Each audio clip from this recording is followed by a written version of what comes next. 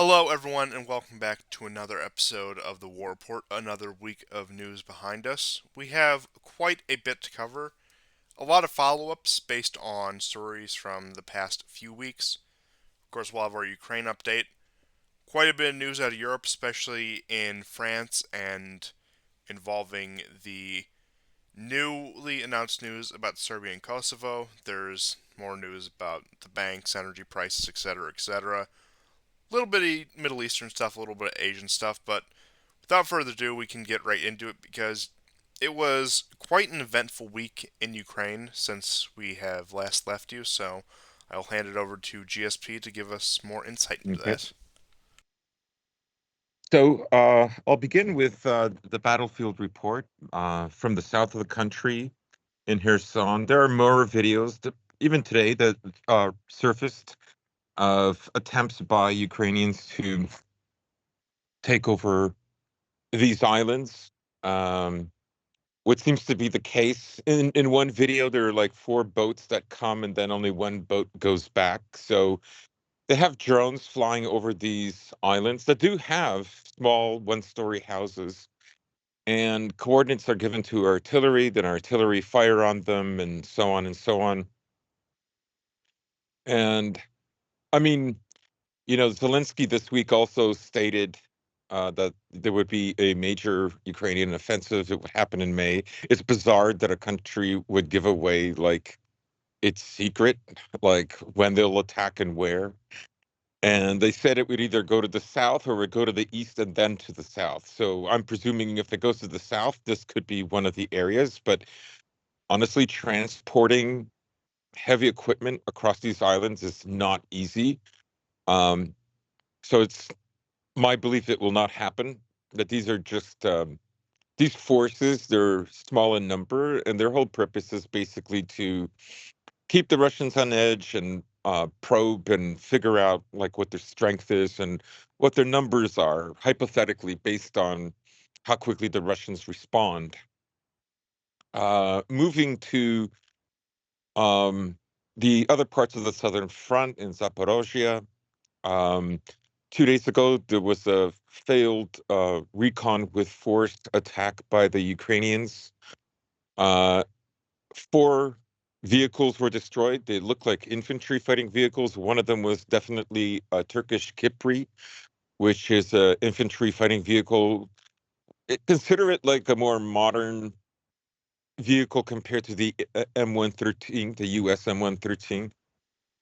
Um, Several soldiers were killed, some were captured, and again, I think this is probing. Um, but this is an area that the Russians have created three layers of defense. I think the Ukrainians believe that the defenses are still not that good. That's why they would do this recon with force and be willing to take the casualties because, at this point in the war, um, every fighting vehicle, infantry fighting vehicle, any armored vehicle is of enormous value. Fighting continues all along all the lines, including Ugledar. Um, Not much has changed since last week. I do see more videos emerging from Ugledar and more videos of the Pacific Coast Marines from Russia. So they're obviously they're not wiped out. Um, but I don't see really that much more progress. The Russians have taken many of the Dakias and are close to the city, but aviation is not working there in ways that it is in the next battlefield that I'll be talking about, and that's Avdiivka. So Avdiivka is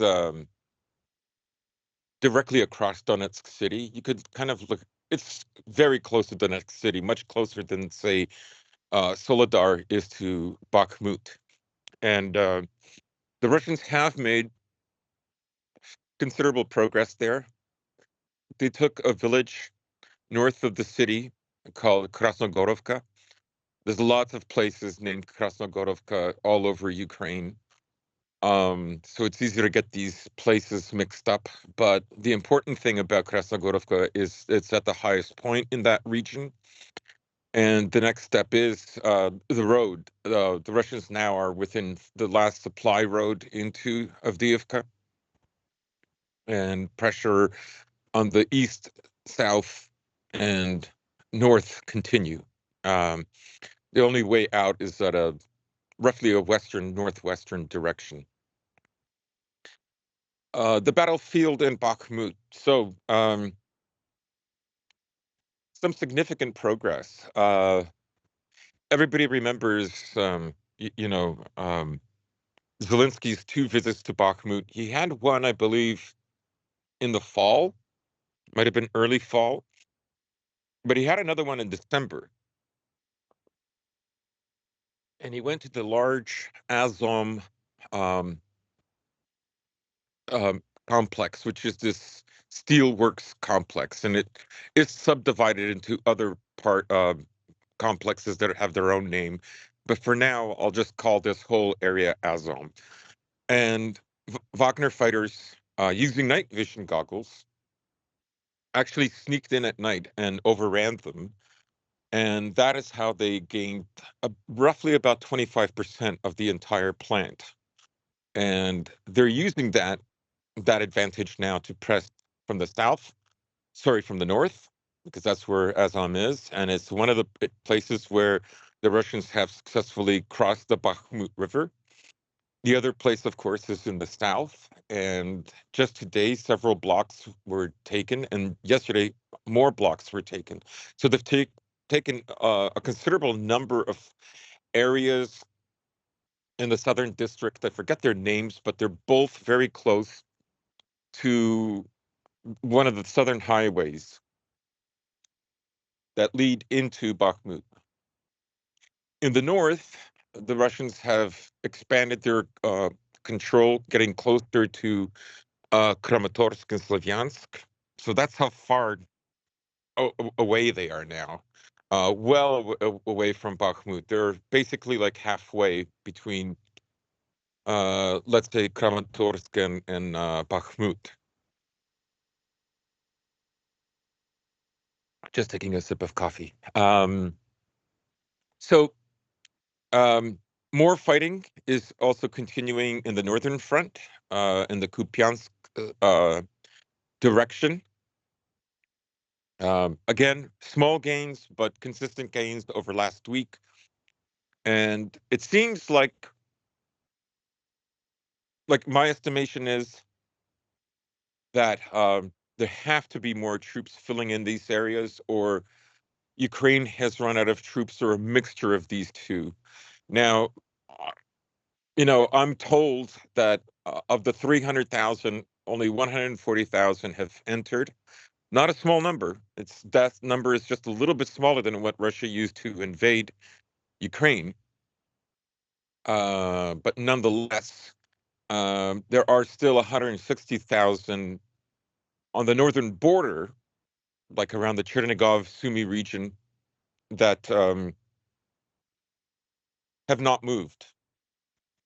I personally think that the Russians are using them to stymie the Ukrainians, to keep them on edge, because all through January and most of February, the Ukrainians were convinced that there would be another big push from the north. But the Russians have decided against it. Now, I don't know if that's the weather, because it's been a fairly mild winter. But I don't know.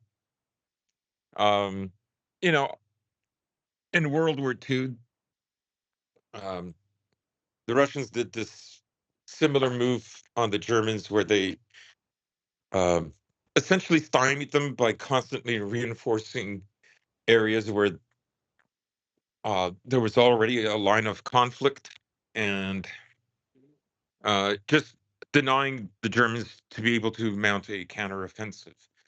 Um, Ukraine has not taken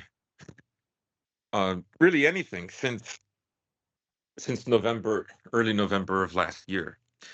That doesn't mean, though, that And a they large aren't part of the interested gains in. in November were because of not any active combat, but because of the Russian withdrawals. Now, there were some areas that were taken back by fighting, but you have to keep in mind the bulk of that is because Russia withdrew itself.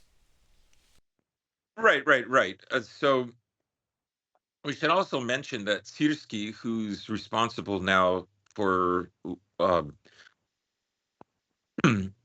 heading the Ukrainian military, um, who essentially has replaced Zelensky. He was actually the architect of the Kharkov counteroffensive. So, he has a reputation, right? And he wants to save that reputation. And yeah, in media, of course, there are more and more voices now talking about how important Bakhmut is. So the Western media has had to play this game of Bakhmut's not important, but it's actually really important. But it's only important for the Russians, but it's actually also really important for the Ukrainians. There are videos that are coming out in the Konstantinovka area. Now, yesterday, I should say that there was another fairly large Russian missile attack, and there were places that were hit, command centers for the Ukrainians that were hit, but also in Konstantinovka, there was like some kind of an oil refinery that went off because it produced enormous flames, and I'm guessing that that was fuel for tanks and infantry fighting vehicles and the such.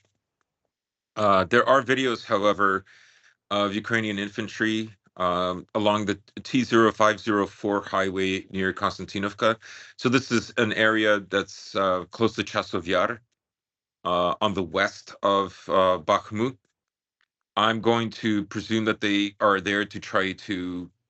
They're either there to try to free the Ukrainians that are in Bakhmut, the Ukrainian soldiers, and there's all kinds of estimates how many Ukrainians are there. Some say 4,000, 6,000. Last week they were saying in the Bakhmut area as much as 30 to 40,000, but in the city itself, maybe there's only 4 to 5,000. I don't know. I don't know how I don't know how anybody would know. Basically, all people have are free access websites that show you the where a certain brigade is, if you fully trust that, and then at the same time you have to estimate how many of the losses there were, and keep on the news every day to find out. But nonetheless, I would presume this is still a significant number. Now, I think that what the Russians have done here is they've created such a huge area of control that should there be just a Bakhmut counteroffensive, because now there are growing doubts. Uh, you have articles coming out in Western media, Washington Post, New York Times, that um, Lloyd Austin basically saying that Ukraine cannot keep wasting any more time. They must mount a counteroffensive in the spring. There's more stories of, if they're not successful by the fall, then they're not going to get unlimited funding and so on. And you have all kinds of stories. For instance, there was a Ukrainian commander. I believe he is a battalion leader, called San Kupol, and he was interviewed, I think, in the Kiev Independent. And now he mentioned how many soldiers he had lost. He had said that he had lost, like, in a short period of time, 500 killed and wounded. And he described the Russians having unlimited numbers of rockets and artillery, and how the mood is very bad amongst the soldiers. There are reports of mutinies. There are reports of being able to pay your way not to be in Bakhmut, which costs you about $5,000. I suppose a lot of the Pravi sector guys are in on that. Uh, because Shocking. they are there, but they look at themselves. Their role is basically to enforce. And the other story is, I mean, there's a lot of them. I'll get to them, but one story is that foreign mercenaries, particularly Poles, disregard the Ukrainians and look down on them. But we've had that. We've had stories about that for a year now. that pop up every so often. Every few months will go by, and then you hear about this. I mean, historically, the Poles have looked down on the Ukrainians anyway. So, but this commander Kopel, um, he said, "I get one new 100 soldiers that were not given to me to prepare them. They just drop them off and run. That's it. Do you understand why? Because the soldiers doesn't shoot." So he mentioned that they were very poorly trained, 2 to 3 weeks, and that's it, and sometimes less. And so he's been demoted. they've gotten they've gotten rid of him for telling the truth. There is an area where, and I said earlier that Bakhmut is advancing. They're getting very close. They're in an area called Kvadratov, and it's close to a stadium. Um, I imagine this could be like a place where the Ukrainians might look at it as a safe site, because most of the areas that the Russians are occupying are still like houses, one-story building, two-story buildings, but they're extremely close now to where the MiG fighter that was blown up by the Ukrainians. That's a gray zone now. There's no safe way for a tank to move there. If a car sped by, it might make it. If a small group of soldiers ran through that area, in fact, I saw a video, they could make it. Um, yeah, they're along. They're in streets that one street is called the Geologist Street, and the other one is the Kursunsky. So, um, this is where most of the progress has happened since last week, and a lot of it has just happened in the last 48 hours. Um, the other stories that uh, that you're getting from the Western press, including the Washington Post, are now the confirmations that Ukraine has lost over 100,000 dead, killed in action. Uh, so the rough estimate is that Ukraine is losing 10,000 soldiers a month, and the fighting in this winter in 2023 has been particularly difficult.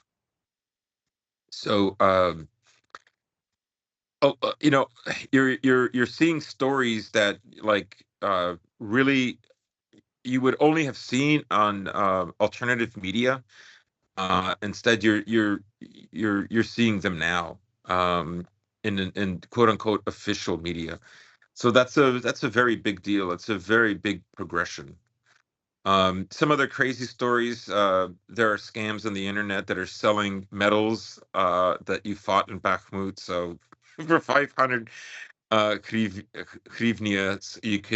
you can also be somebody who survived Bakhmut. Uh, but I fought they in have, Bakhmut and all I got was this lousy button. yeah, yes. I saw a story last week of people who have been detained by Ukraine that were essentially forging documents that allowed men to leave the country for 9 grand. So, um, they've been arrested, uh, and there's been a counter video of AFU soldiers who stood up for that couple battalion commander of the 46th Brigade. The Washington Post covered this, and they're basically complaining about the situation in Bakhmut, that they don't have enough artillery, they don't have enough ammunition. I don't, you always have to be careful, because I think the enemy can always tell you that they're suffering from an artillery shortage, right? Remember, Prigozhin was saying that for like 2, 3 days, and then there was enough, and then the next day they took one of the entrances into the Azom metallurgical plant. So, but I will say that there are so many Western sources that are saying this now. and Ukrainian videos. I don't believe that this is all a like coordinated media blitz. We know that they've happened. Anyone who's lived the last 2 years in the West understands this. But I do think there does seem to be a real shortage of ammunition, both for large vehicles like tanks and infantry fighting vehicles, and for subautomatic machine guns and what have you. Now, just to follow up on the Ukrainian casualties, it does make me wonder that when it comes to that, about 100,000, I believe that possibly a little higher. I've seen estimates as far as 250,000, 250,000. I'm not sure if I would sign on to that completely, but it wouldn't shock me if there was some more definitive evidence that did come out about that. And somebody can check my numbers if I'm wrong, but just off the top of my head, Ukraine has about 44 million people in it. And then you have to consider how many of those men are of fighting age. And even if you want to be very liberal with the definition of fighting age, say from 16 to 55, if it's really desperate, about 9, or are we at 10 mobilization waves at this point? Yeah, And it does make you wonder how many men were mobilized in each wave. I don't exactly have the number of what the standing army was before the outbreak of the war on February 24th, 2022, or even I prior to think it that. was just under 300,000. I That think it was like estimates were like between 250 to 285 of like NATO trained, and then they had over 300,000 that maybe didn't receive NATO training but were armed with, armed as soldiers. They're they're reserves. They're backup territorial defense forces, as they're called. that sounds about right. And I had actually looked up some numbers from Global Firepower, which is an interesting website to play around that just gives statistics for every country they can compile militarily.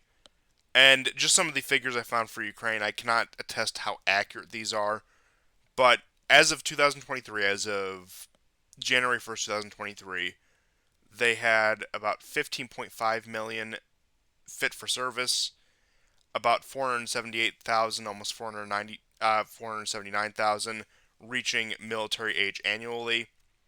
According to this, and I think this is probably a bit of a lower estimate, about 200,000 active personnel, and then 250,000 reserve personnel, and then about 50,000 irregulars that would be classified in some sort of paramilitary organization, which I could Mhm. see those numbers being about accurate. And just for comparison, what it gave for the Russians, and of course, it's the Russian military as a whole, not what's deployed to Ukraine.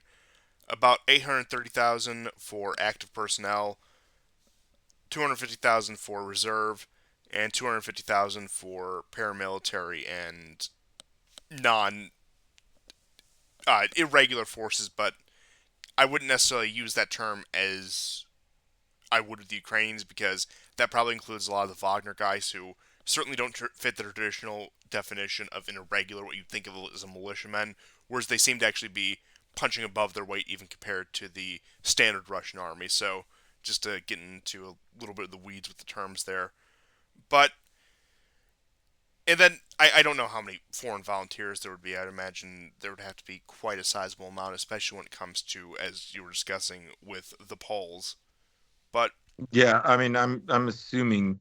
I mean, numbers have come out around 20,000. When you consider that the polls by end of February have lost, estimates are, 2,500, 2,300. I To me, I would suspect, given all the other countries that have mercenaries that have come, that 20,000 is probably correct. I know the Russians were saying in May of last year roughly 16,000. So 20,000 is a corrective for new mercenaries coming in for the next 6, 7 months of the war. That seems reasonable. Yeah, and of course we know, especially with a country like Poland, that even though it's off the records, they are being assisted by the Polish state and probably the American state, if not uh, directly, at least indirectly, in order to muster the forces there to send them into the field. It's a small foreign auxiliary. This is beyond just mercenaries or volunteers. I mean, that's easy enough term to use in common parlance, but especially when it comes to a case like Poland, and I don't really think any other nation compares when it comes to at least terms of foreign manpower sunk into this war.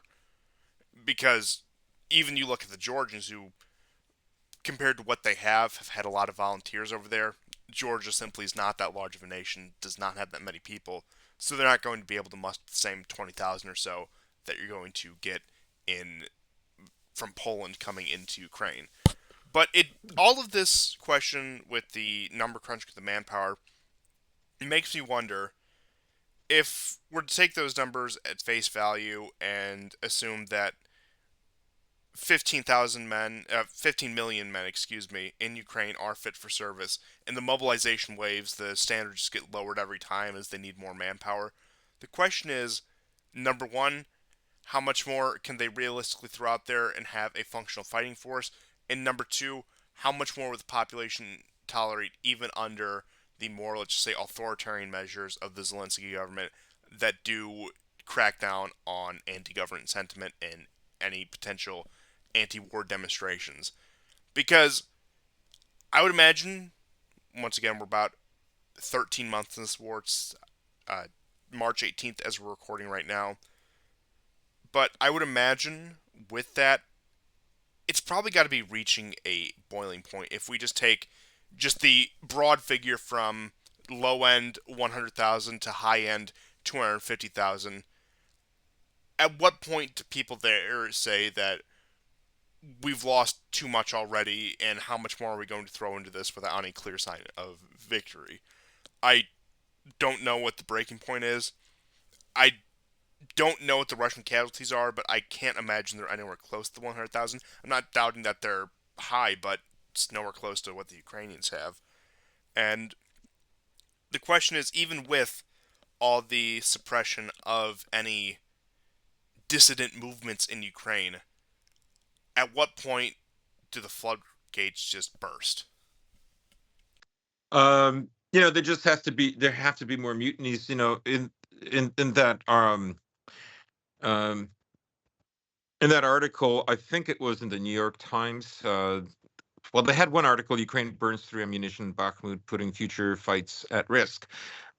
And it was either that or the Washington Post that also mentioned the 100,000. It might have been the Kiev Independent that said also the might have echoed the 100,000, but um, in one of those publications, I clearly remember reading this week that they have lost 100,000 of their best fighters. So these would have been the fighters that they produced in the 8 years of NATO training before the war.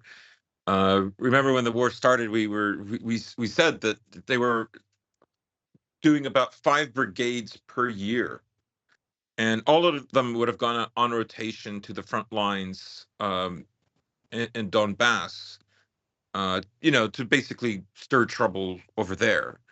And so they would have had, not just training for the proper 3 to 4 months.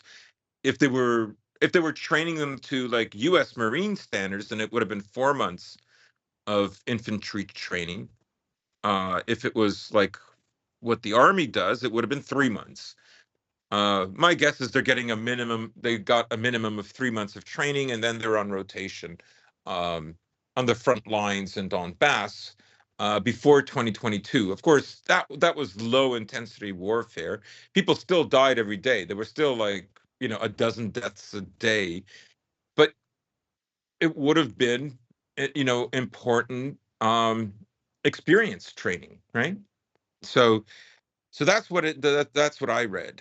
That And this is a pretty big admonition, right? Like in many ways, um, you saw the Western press preparing audiences for the fall of Bakhmut, and now you see Western press preparing audiences um, for the for enormous losses, and also for a spring offensive that may never come, because some of the reserves are having to be sent into the Bakhmut region in order to stop the city from falling.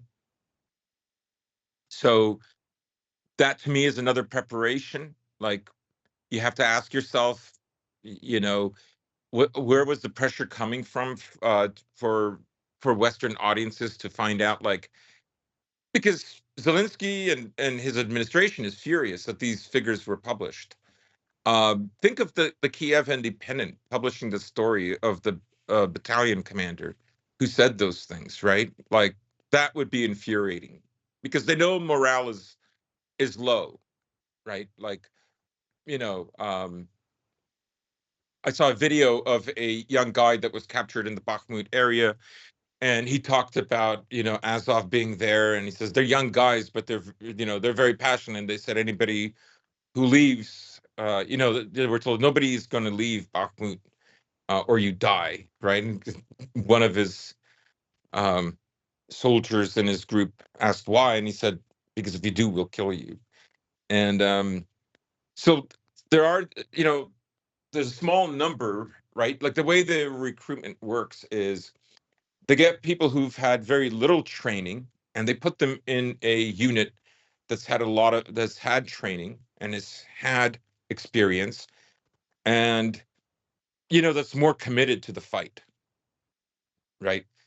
And then it's just basically, life survival skills take over during combat, and that's eventually how they, you know, um, how they become part of the forces. In the earlier part of the war, you had a lot of units that wasn't happening, and you remember all through the late winter, early spring, you had like Pravi Sector going in, and remember that back in March, where like they went in and they killed 4 officers that wanted to retreat. That's just for retreating, right?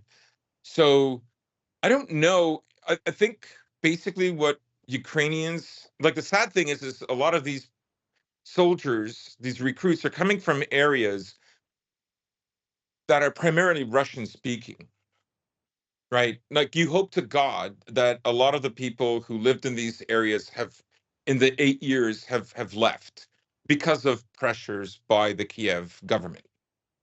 You hope that I mean, of course they're going to get drafted, right? Of course they're going to be forced into this. Um, but I think a lot of them, what is ever left over is just resigned. They're just resigned to, like, either I'm going to die because my city's going to get bombed, or I'm going to die because I'm going to get conscripted on the street. Like, you do hear stories of guys just, like, you know living at home, like, because if they step out, they're dead men. And again, we have Western media. There was that video that surfaced in January where the young Ukrainian squad leader basically says, like, the average guy here, if they're new, they last about 4 hours, based on how many times the ambulance is leaving Bakhmut with dead and wounded. And he said that was like just around the clock. So um, I'm guessing that they're resigned to it, right? Like, even when the war started in 2014, there were many people who just, they didn't want it, but they didn't want to fight for it either. And that is, like, say, fight against the Ukrainian government. Well, once again, this actually Uh, gets back to what I had wrongly thought was going to happen at the beginning of the 2022 war. I'll say that to clarify any previous conflict involving the Donbass and eastern Ukraine.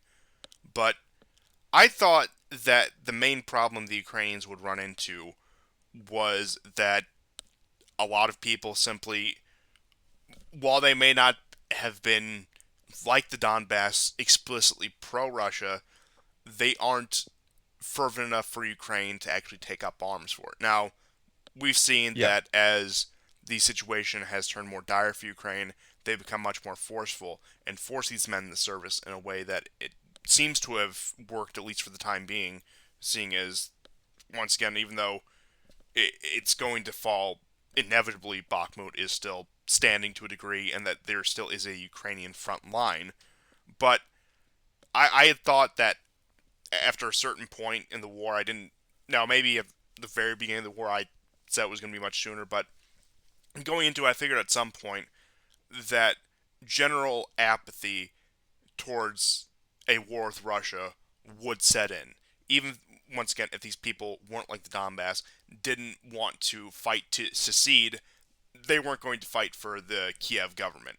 And that may happen at some point, but I think the biggest thing I underestimated about this war was the, let's just call them what they are, the effectiveness of the commissars of the Ukrainian military in order to force these men to fight and in order to muster them into at least a semi competent force to defend the Ukrainian front lines, at least to a degree. I'm not going to talk them up too much, but it is shocking that it had gotten to this point because, once again, if you would have talked to me about a year ago, I would have said I wouldn't be shocked if Ukrainian morale just completely bottomed out at some point later this year in a few months.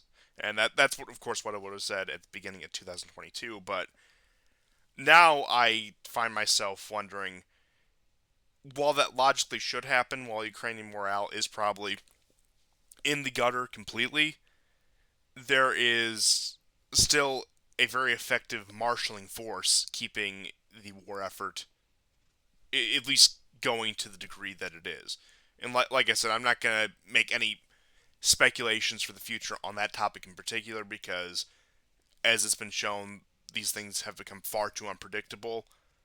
But it does seem, if you follow point A to point B to point C, that something like that would happen eventually, especially before it would happen on the Russian side. Right. I mean, I do think like it's a like a lot of the mentality that's projected onto the Russians is actually as true or more true to the Ukrainians. And then that is, I mean, they won't see it that way, but if you say that Ukrainians will obey their government, Russians will obey their government no matter what, because they're all like robots and slaves. They don't know what freedom really is, and so on and so on, right? They'll believe it, but if you say the same thing about them, they won't believe it, right? Uh, you look at the way they conscript people, right? You know, motor scooters. You've seen motor scooters in Odessa, but even in other cities that are in West Ukraine, uh, because they're desperate now. They're going after areas that are primarily Ukrainian speaking to fill the ranks. Now there was a show on Donbass Devushka about 2 weeks ago, and they had a Hungarian that was on, and you know he talked about that. I think 93rd Brigade that fought in Kherson, and there was a day of mourning because uh, more than half the brigade was already killed. Remember there was all kinds of videos of ambulances, dozens of ambulances rushing to get to Odessa and Nikolaev with dead and wounded. And um, well, a lot of those guys were actually not Ukrainian; they were Hungarians that were forced to fight. And you had Orban, And just you to know, clarify, those essentially. are the Hungarian diaspora. These weren't, for example, Hungarians they crossed the border in and kidnapped. I mean, even Right. though after a certain point, would it really shock anyone if Ukraine was doing border raids to force Romanians, Hungarians, Poles, whatever, forcing them Yeah. in their own country to go fight? Right. I mean, the Ukrainian government weeks ago had already asked EU countries to force young men to come back to Ukraine to enlist, Oh, right? oh yes, I did remember seeing that Ukrainian embassies and consulates were making it a priority to try to get the repatriation of fighting age men to Ukraine for enlistment. Yeah, yeah. And you can see the hesitancy why they would go to Bakhmut, because that there was another guy that was interviewed, and he was saying that he said he was in Bakhmut, then temporarily transferred to Kramatorsk, and he says, "I know when they send me back, they're going to send me to my death." Um, I remember reading that just after a day after I read an article by the APF, the French press, saying that the Russians are now able to accurately hit um, um, areas even behind Chasov Yar on the road that leads into Bakhmut. So almost, I mean, every road can be hit to a varying degree of accuracy, and the the APF article was basically saying that they're very accurate. And if you look at the videos of the wreckage of the last 2 weeks, you can see that. Um, but I know I personally think that I think the Ukrainian men that are still there, they've resigned that they will die. I don't think, because what will they have to fight back with, right? I'm sure they know all the stories of executions. If anything, their time of standing up to Zelensky had already passed last spring and last winter. He handed out all those rifles, and what ended up happening is in Kiev, gangs formed, and it was looting, and they were killing each other, and then Zelensky, I think 2 weeks later, allowed prisoners to be drafted. So um, you know, uh, they beat Wagner by at least 6 months. So I, I don't know. I think there was enough chaos at the beginning of the war. I mean, I think a lot of people expected that Ukraine would have pushed harder into Donetsk City and Lugansk City and Gorlovka than they were. Instead, they got tied up by a force that was half their size over vast areas of Ukraine, and that didn't happen, and that is what has led to the situation that we have now. Um, I mean, I think Russia always wanted a land bridge to Crimea, um, rather than just the bridge, the de facto bridge that they have over the Kerch Strait. So Well, as we've seen with the Kerch Strait Bridge, the reason why you need actual land connecting it, given yeah, the amount of attacks and even that one truck that was sabotaged over the bridge that damaged the bridge for, I think it only put out a commission for about 12 hours, you'll recall when we covered that, which yeah. was really what started the Russian campaign of the strikes on critical infrastructure in Ukraine. But Hmm. it's vital. If anything else in this war, it's vital the Russians do have a land route to Crimea, because otherwise it's relying on the Kerch Bridge, which very well could meet the same fate as the Nord Stream pipeline one day. Hmm. Now there is an interesting article from John Bolton, of all people. He wrote yes, he wrote an opinion piece. This was the security advisor for Trump's admin for, I think, I don't know, what, a year or so. Two And he years, writes the and then leadership. he was a Bush guy for most of his career, UN Yeah, ambassador, security advisor. That made the rounds. Let's just put it that way. yeah. He had one article titled "Why Won't America Help Ukraine Win?" But there's some interesting tidbits, some interesting admonitions that he reveals in this article. And he says the leadership of the Russian Federation managed to prevent a decisive response to the Ukrainian crisis from the United States and its NATO allies, which demonstrates the absence of strategic plans. NATO, quote, feared threats from Moscow regarding a possible escalation of the crisis, while Biden could not and did not really try to prevent the conflict. Interesting words, right? The leadership of the Russian Federation masterfully prevented a NATO response that would be decisive enough to ensure a speedy and victorious end to the conflict. Successful intimidation by Moscow reveals Washington's inability to clearly define its goals in the conflict and build a strategy to achieve them. So I thought that was from the 15th, and I thought that was pretty interesting that he would say something like that. Oh, yes, and might I add presidential candidate John Bolton.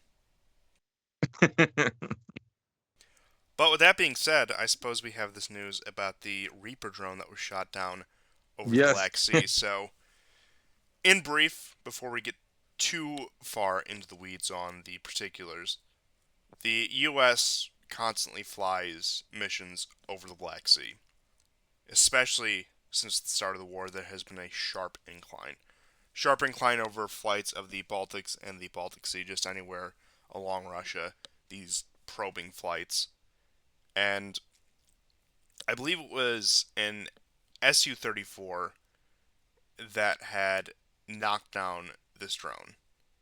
And it, I think there were Su-27s actually. yes, Su 27s. I thank you. But it was shot down, and it, of course, fell into the Black Sea as a result of that.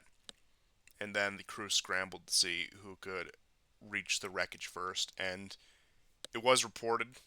We'll see if this does come to fruition, which I don't see any reason why it wouldn't, assuming they actually found the wreckage and are telling the truth, that the Russians do plan on sending it to the Iranians to reverse engineer and, of course, improve their own drone industry, as the American drone industry is, to nobody's surprise, leaps and bounds ahead of the Iranian drone industry for the time being. But this was a story that was quickly swept under the rug. Now, I do have one of the official statements by the U.S. regarding this. So, this was from U.S. European Command, and this wasn't, to clarify, a deliberate attack on the drone. It was an in air collision that knocked the drone out of the sky. And the Russian aircraft survived the encounter. The drone did not. So, just to read the news release from U.S. European Command, Russian aircraft collides into U.S. unmanned system in international waters. Two Russian Su-27s, okay, that's where it was, so Su-27s, conducted an unsafe and unprofessional intercept within a U.S. Air Force intelligence and reconnaissance unmanned MQ-9 aircraft that was operating in international space over the Black Sea today. At approximately 7:03 CET, one of the Russian aircraft was struck the propeller of the MQ-9, causing U.S. forces to have to bring down the MQ-9 in international water. Several times before the collision, the Su-27s dumped fuel and flew in front of the MQ-9 in a reckless, environmentally unsound, and unprofessional manner. The incident demonstrates a lack of competence in addition to being unsafe and unprofessional. These people. But to Mm. continue, quote, our MQ-9 aircraft was conducting routine operations in international airspace when it was intercepted by and hit by a Russian aircraft, resulting in a crash and complete loss of the MQ-9, end quote, said U.S. Air Force General James B. Hecker, commander of U.S. Air Forces Europe and Air Forces Africa. In fact, the unsafe and unprofessional act by the Russians nearly caused both aircraft to crash.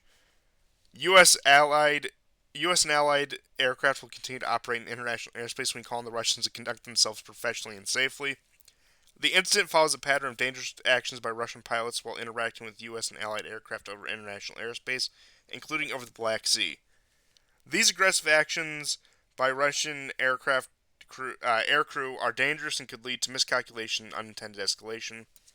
The U.S. Air Force in Europe, Air Force Africa routinely fly aircraft through Europe over sovereign territory and throughout international airspace in coordination with applicable host nations' international laws, in order to bolster the collective European defense and security, I'm sure. These missions Mm. support allied, partner, and U.S. national objectives. For more information, please contact the U.S. Air Force Europe at email. But looking at this now, I don't get too hung up on principled actions when it comes to the way great powers conduct themselves in world affairs. I understand a lot of it is just raw pragmatism, and I can live with that. But this wasn't over the Bering Strait. This wasn't off the coast of Alaska. Now, Russia does probing flights off the coast of Alaska all the time, and big whoop. It's just something rivals do to prod each other. It's really not that big of a deal. But this wasn't a collision over U.S. territory. This was in international airspace, admittedly, but over the Black Sea, which is right next to Russia. So, at a time when Russia is engaged in an open war, and the country that is supporting the country they are fighting in the war is flying reconnaissance flights near your waters, you scramble aircraft naturally because that is a reasonable response, and then you chide them for acting too aggressive when they are right next door to home, whereas you are several thousand miles away from your home territory. Even at that point, let's see, in terms of air bases operating out of that area, probably launched from Turkey, I would imagine, or one of the carrier. Well, Mhm, if it's mhm. yeah, if it's Air Force, it would be from Turkey because the carriers would be Navy affiliated. So let's dispel that notion there. Turkey, presumably, which once again is pretty close. But looking at that central area in the Black Sea that is considered international waters and international airspace, it is the letter comes off as honestly these things usually come off as very brazen, very bold. For example, the letter we read about the potential confrontation with China in 2025, according to Pentagon officials. This came off as I can think of really no other word to describe it than very whiny, very petulant that the Russians would dare to have aircraft operating in international airspace and operating quote unquote dangerously and recklessly as opposed to this wayward American drone. Now, once again, it was on course. It's not really a wayward drone, but the point being is, under what reasonable circumstances do we need drone flights over the Black Sea when it comes to looking at even real pragmatic American imperial interest? How does this further serve anything, even if you do think America should be this great power with a reach across the world? At the end of the day, it doesn't, and it's an embarrassing look for the U.S. They can cry about the Russian pilots being unprofessional, reckless, dangerous, whatever. But at the end of the day, their aircraft came out completely fine. They completed their patrol. They went home, and the American drone is at the bottom of the water. It Yeah. looks very, It's a bad look. Like very if you embarrassing. cry about it is embarrassing. They shot down our drone. Okay, what are you going to do about it? Like, I mean, there's a few things to say about this drone. So, at certain heights, this drone is able to record basically what it wanted to record before it was shot down at just a higher altitude, even if it were further away from where it was shot down. Now, so it's very capable. Its transponder was turned off, so the Americans might have been wanting to see how quickly the Russians were able to detect them, or maybe they just felt brazen, or they wanted to see whether um, what would the Russians do, and again, there's discrepancy about where this happened, and um, and of course the Russians did it, and they just essentially the planes took a piss on this thing and it fell down, which is hilarious. I've never even heard of it's so original the way it was done. You know what I It's need? very If big. if anyone out there is capable of doing this, I need Pepe Wojak edits of that. Yeah. So it's hilarious what they did, and this happens just slightly less than a week before Xi Jinping shows up. So it's a pretty big deal, and Now, it could have been, it might have coincided with Putin's trip to Crimea, because he was in Crimea today. Yes, for the So annexation anniversary, and I believe he's done yes, that just about every year, bar a few, since the accession of Crimea into the Russian Federation. yeah, I think you're right. So they have this thing knocked down, and the Americans are claiming, oh yeah, but before it, we erased all valuable information just before it collided with the sea. Well, whatever. I don't think I think that's not the point of this exercise, right? Well, I think Putin missed a golden opportunity. I think the Russian nation as a whole missed a golden opportunity here to say that they had shot down a spy balloon. Yes, I also appreciate how, because remember when the Americans shot down that balloon over Lake Huron, and Yes. they missed with the first missile, but they got it with the second one, and people estimated that it cost over $450,000 for each missile. It's just ridiculous. I mean, we have other stories, so we know that it's all about money printing machine go burr.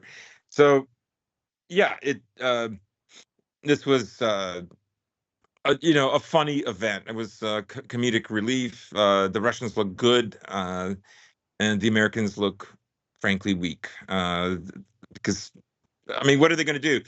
Now they claim that they've already sent drones back into that area, but when you look at the flight paths, all flight paths now are getting much closer to, um, the Bulgarian and Turkish landmass than they are like to Crimea. So I've seen photos of these open source websites that take a look at where flights are, and so they've moved further out. Again, these drones have enormous capabilities. They don't necessarily need to be so close to gather the information. So, but you know, um, I think it was basically just America to see what would the Russians do. Um, and I think now they know that the Russians, from now on, if they have another opportunity, they will down that drone as well. In a sense, you could say that they're not afraid of America trying to escalate this thing. I believe that fear has passed with Yeah. the opening stages of the war, and they ultimately, I wouldn't say no, but they make a very safe assumption, in my opinion, that this isn't going to lead to a hot war between Russia and the United States. That is simply off the table for a variety of factors, starting with just mutually assured destruction at the top, and then working our way down through. The Americans likely don't have the industrial capacity to wage a war effort of this caliber. They don't have the manpower to, without any sort of reimplementation of a draft lottery, which would be wildly unpopular. They don't have the will to when it comes to the general population, as much as they may get up there and talk about their support for Ukraine and say in all the opinion polls that Russia needs to be dislodged from Ukraine, blah, blah, blah, blah, blah. At the end of the day, and look, frankly, I don't blame them, but I do think it's kind of rich coming from them. None of them are willing to put in the work themselves to do it. So that's completely off the table. So what's a drone if they knock it down? The Americans aren't going to start a war over a drone. Yeah. Keep in mind, the Iranians deliberately downed an American drone in either 2019 or 2020. Yeah. And Trump now, who can, I'm not singling him out among politicians, but given his rhetoric and given his, let's just say, persona, said he called off the strikes last minute after calculating the risk and said, oh, it wouldn't be worth the damage we would do to the Iranians. And of course, probably actually hinting at Oh that yeah. the Yeah. Iranian air defenses are much better than we anticipated, and this could only lead to further embarrassment. So, Yeah. just to, It reminds me of that Golda Meir, the words of Golda Meir. We can forgive the Arabs for killing our children, but we cannot forgive the Arabs for forcing us to kill their children. uh, So ridiculous. yeah, I mean, look, I love women's empowerment. It's a wonderful thing. It's- yeah, yeah, Trump's words remind me of that. Oh yeah, I are you implying that a lot of Trump's lingo and mannerisms may have been influenced by the Ashkenazi Jewish population he surrounds himself with? I would It's make no such possible. implication, but I'll just put it out there in order to let you draw your own conclusions, even though I personally denounce that. But no, I don't. Let's cut to the chase with that. But once again, it shows that ultimately, if they're not going to retaliate against the Iranians for this, they certainly aren't going to retaliate against the Russians for something that is, at least on the surface, a very deniable thing, because the Russians maintain it was just an instant in the air. It wouldn't shock me if this was on purpose. Now, of course, they didn't unload any weapons on it. They kind of, as you said, just pissed down on it, which is a it's funny imagery if just to imagine that. But they took it down in a very deniable way. So there's that, and they're they're not going to have any sort of retaliation, whether certainly not actually militarily or by other means over something like this, because they've already gotten enough egg on their face. So that's going to be put to rest. But speaking of egg on the face, we do have some news out of France. Actually, before No, go ahead. we Do go move ahead. on, I just wanted to say two things. Uh, One with reference to Iran and Iran's brush with conflict with America. Remember, there was a boat that the Iranians stormed, and they took those American. It was like 8 or 9 crew members. They took them Yes. prisoner. Yeah, that was a pretty big deal, and America didn't react when that happened. And the other little bit I want to tie up with Ukraine is, if you're looking for the article, it was at the Washington Post. Ukraine's short of skilled troops and munitions as losses and pessimism grow. So that's one of the articles I was citing. But you can find articles like it on Political, Kiev Independent, and the New York Times. So there's been a plethora of those through the week.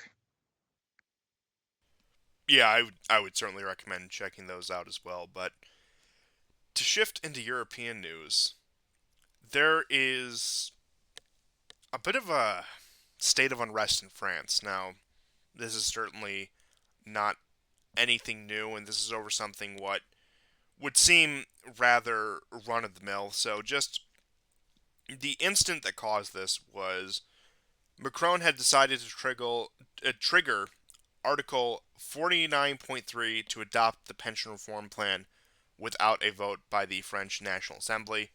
So it was a an 11:59 ram through of something that was unpopular, something that was a topic of a lot of content with a lot of discontent within the French legislature. So using the executive power that's vested into the French presidency, which is more so than even a lot of presidential systems, including the United States, it's a very centralized position of authority, despite the fact that they are technically semi-presidential. But once again, I don't want to get too lost in the weeds with that.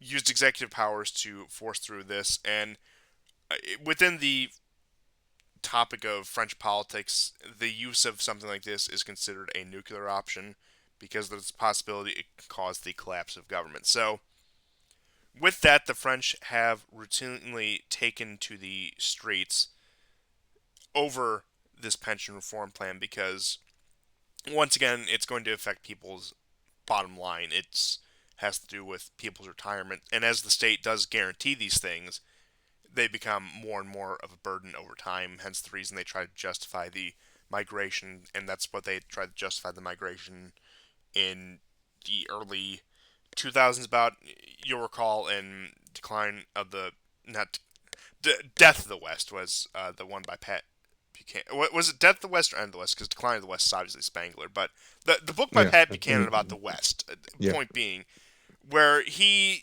did the math on that, he crunched some numbers and came up with some absurd amount of manpower that would be needed to maintain the social welfare system and the pension system across Europe as a whole. And that these are the figures these people cited. I think it was just shy of 100 million quote unquote new Europeans they would need in order to maintain the system. Now, as we've seen, especially from 2015 onward, it turns out that a lot of these people are more of an expense than a profit Yeah. when it comes to the national budget, which should shock nobody and should really be a lesson when it comes to these sort of state backed programs, not to indulge too much in libertarianism. But at the end of the day, you're making a promise that you ultimately can't fulfill. Then we come in with these austerity measures because you've promised these things to these people. These people have planned their lives around getting this retirement fund, quite literally. Of course, they're going to take to the streets, and this is, I would say, about the older but still working demographic, 40s, 50s, around there.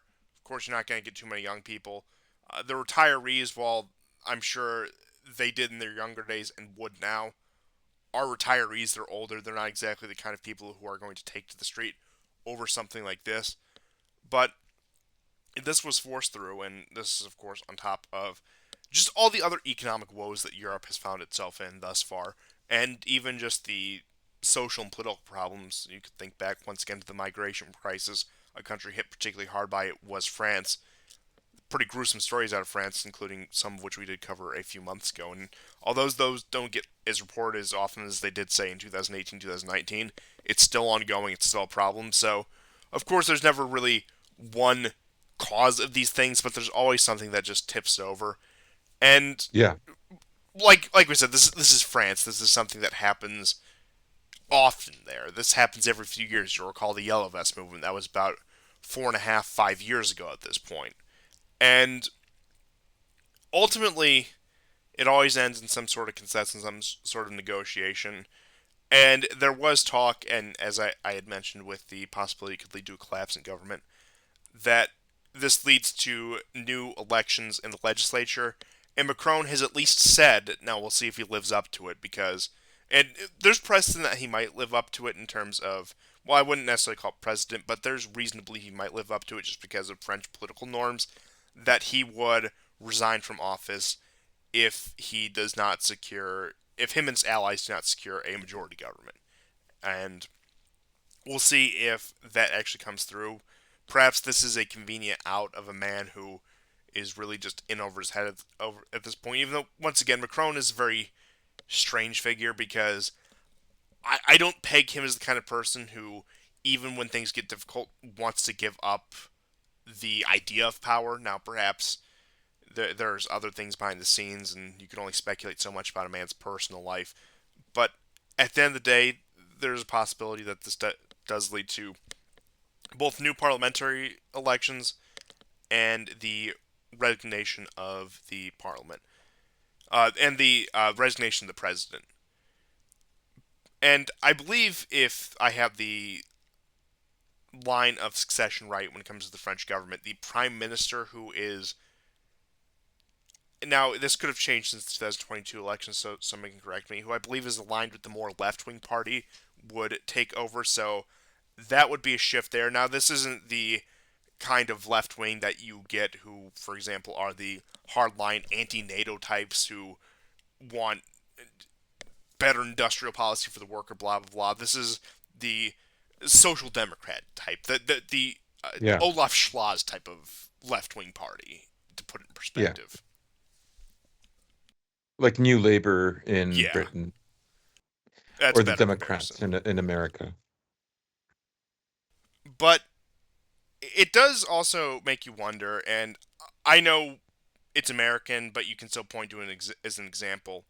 Why the French can muster this level of discontent and get people out in the streets, but it never results in anything transformative because they, and of course, for the purposes of adhering to YouTube terms of service and not making any, let's just say, trouble for the French and all the necessary disclaimers I have to put out there, as I'm sure you all know.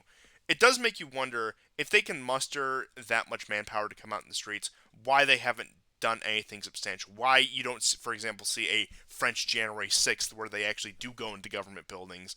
Because I know January 6th, the clown show, and we all see how the response was to that. And I can't imagine that they would be treated any substantially better, I'll say, if they were to try to storm into the legislative building or, again, any significant government building. But it does make you wonder time and time again. They can get people out in the streets. They can get them to do things that are outside of acceptable politics, at least to most of the Western world. Yet at the end of the day, the most they get is a pension reform or a few concessions for the government. And I understand that this is something that has been endemic in France for decades now, but it does make you wonder Well, why there hasn't been I mean, more I think it has substantial to deal change. with leadership. Of course, I do go think on. I think you can, essentially when France decided to rejoin NATO, you could look at that as the end of French independence and the institutionalization of a political class that would basically follow whatever uh, will follow whatever it is that America says. Now, interestingly, on March the 16th, there was an interview with Pierre de Gaulle, who is the grandson of Charles de Gaulle. And in the interview, he said, "Everything that my grandfather built, they destroyed. I regret this policy. I don't even know if it can be called politics because it is not based on a clear strategy. In my opinion, this is rather a reaction, and in particular, a reflection of the loss of autonomy and authority of France in the international arena. But this is a very two-faced policy because it is dependent on NATO and the Americans. It is also very two-faced because they say they want Russia's defeat in Ukraine, and at the same time, they do not want to humiliate Russia, right? Basically, rejoining NATO is when France gave up. It ceased to be an independent country, and after that, it's over. And every politician, it's gradual. And you notice that the decision was made not when France was threatened, not when Europe thought Putin was going to, take over Europe. Um, it didn't happen under those circumstances. But once it did, it was done, and um, every politician is going to follow that.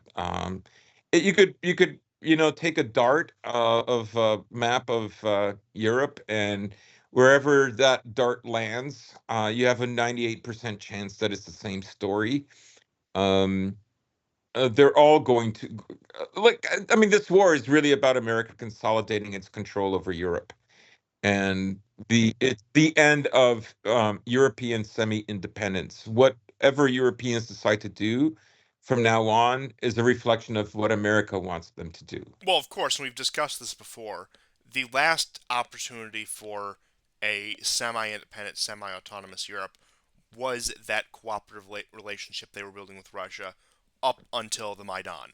The relationship that you had between Germany and Russia when it came to the economic and energy sectors, and even expanding into the broader European Union at that point.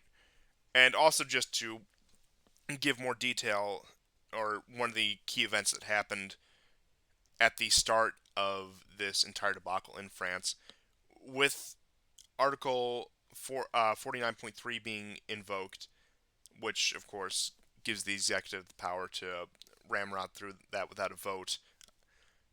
The protest started in the parliament immediately, and they shouted down and sang the French anthem over the attempted speech of the prime minister. So even among the politicians in France, this was unpopular. But as you were saying, I don't foresee this leading to another withdrawal from NATO scenario. Far from, and that ultimately that has passed. And I think the De Gaulle's grandson has put that in really better words than anyone really could, and that a lot of that opportunity, if not all of that opportunity, has completely passed, and it is not coming back for the foreseeable future.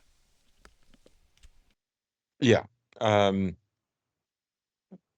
you know, um, I'm sure somebody can. if we spent enough time, we could figure out why France made that decision. I'm sure there were all kinds of trends, like let's say economically, why they might have thought that that was the better option. It could have been that they thought like they would have a bigger voice in NATO if they returned to NATO. Um, but it was maybe they were afraid of isolation after the wars in Yugoslavia. I don't know. Um, Maybe they thought the opposite would have happened. But basically, when they decided to return, it was already over at that point. Because once you're in NATO, you don't get out. Um, it's kind of like Australia. Australia is actually more afraid of what America will do to it than China. That's why they go along with whatever America tells them to do. Every time we do one of these shows, the Kissinger quote about America's friends and enemies is proven true, eh, Yeah. unequivocally. And with that being said, you could also make the comparison, somewhat of a parallel, with the UK's relationship with the European Union. It would not shock me at some point if we saw some sort of readmittance of the UK back into the European Union, similar to how France came crawling back to NATO, that they reintegrate themselves into the structure. Now, of course, of the two, NATO is vastly more important, especially for the interests of the American empire.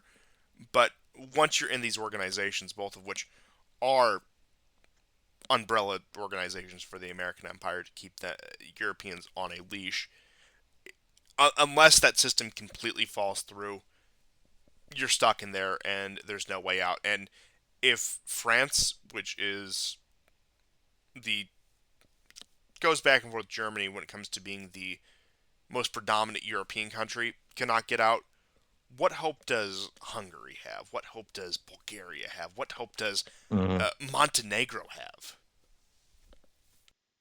Yeah. Yep.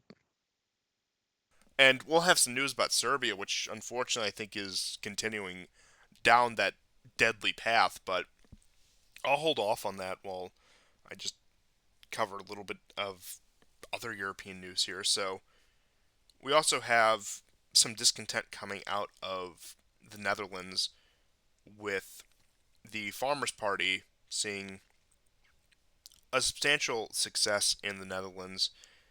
And just to put that in perspective here,